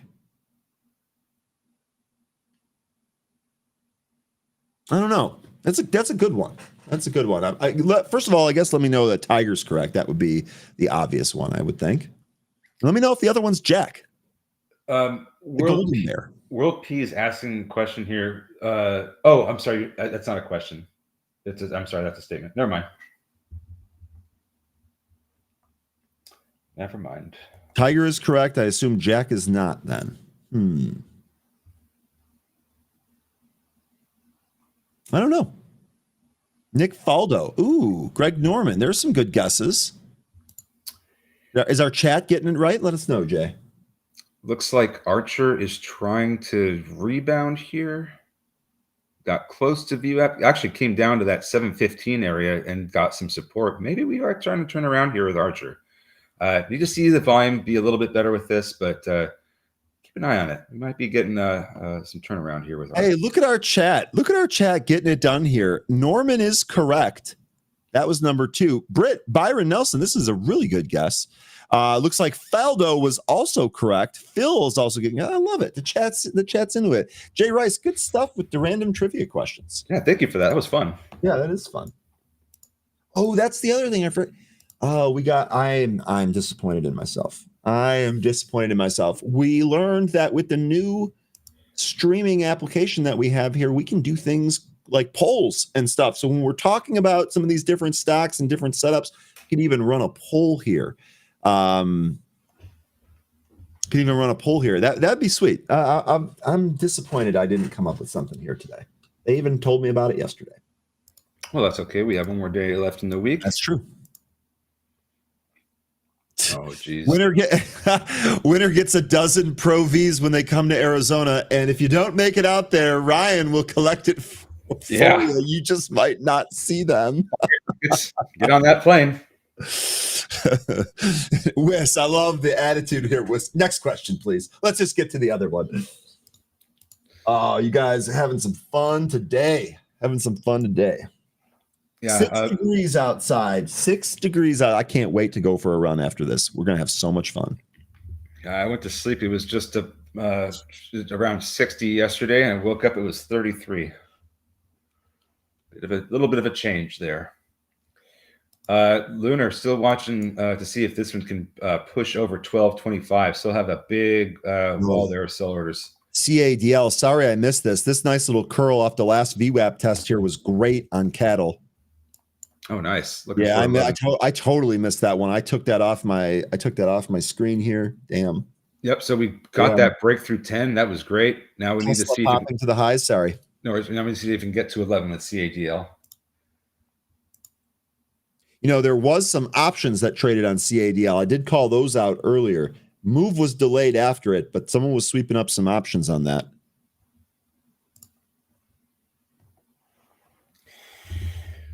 All right. AMPG breakdown below 250. Take a look and see what that's looking like now. That looks like a head and shoulders.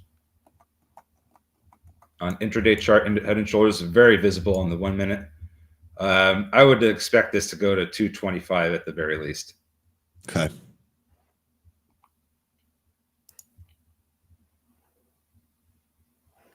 Nice job, Big Bees. There you go. On the Tesla calls, that's a nice rip from the lows there on Tesla. Time for a nap. I love it. You must have been up early today. Or maybe you were up late last night. I don't know. This is fun, but man, this shit is exhausting. Well, hey. Working towards your future should be exhausting. I like a mental workout. All right. So that was AMPG. Looking for Lunar to resolve higher, hopefully here. Still above VWAP, like the setup. Just need to get that volume to push over 1225. 1225 is the level. I'll say it one more time. 1225. Okay. What's that level again? That's 1225. Calm down. I told you we were going to have fun here. Bit are pulling off that $24 high. LAES trying to recapture VWAP. Getting a little bit of a volume increase here. Keep an eye on that one. I like the MACD, the way it's looking. 195 intraday high on this one, LAES. Celsius trying to put in some new intraday highs as well here.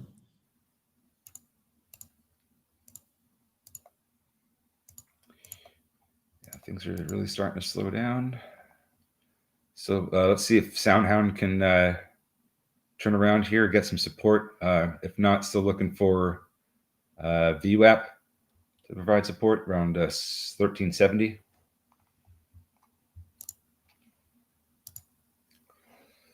CAD. Chewy here. Chewy, this actually is pretty strong. So Chewy, you see the big pull in the after hours yesterday. Chewy shares trading lower after the company announced a public offering of Class A common stock by selling stockholder and a concurrent share repurchase here. This actually is pretty impressive here. This is a good call, Jay. Volume looks good too.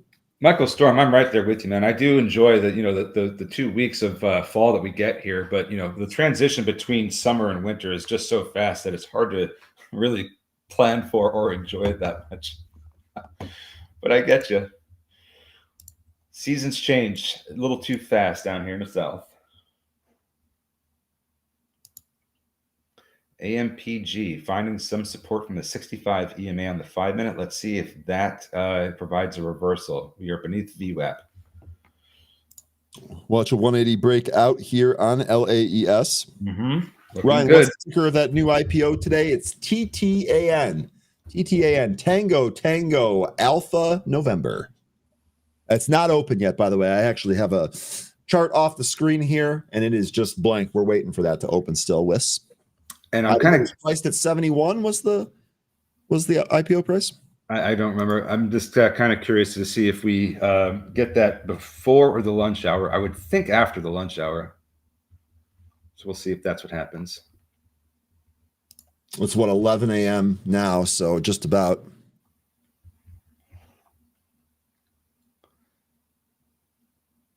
All right, let's see what time is it. I don't want to be late to that. We got 30 seconds left. All right, we got 30 seconds left here. So any closing thoughts here, 13? Folks, it's been a wonderful day. I'm glad that so many trades worked out for everybody.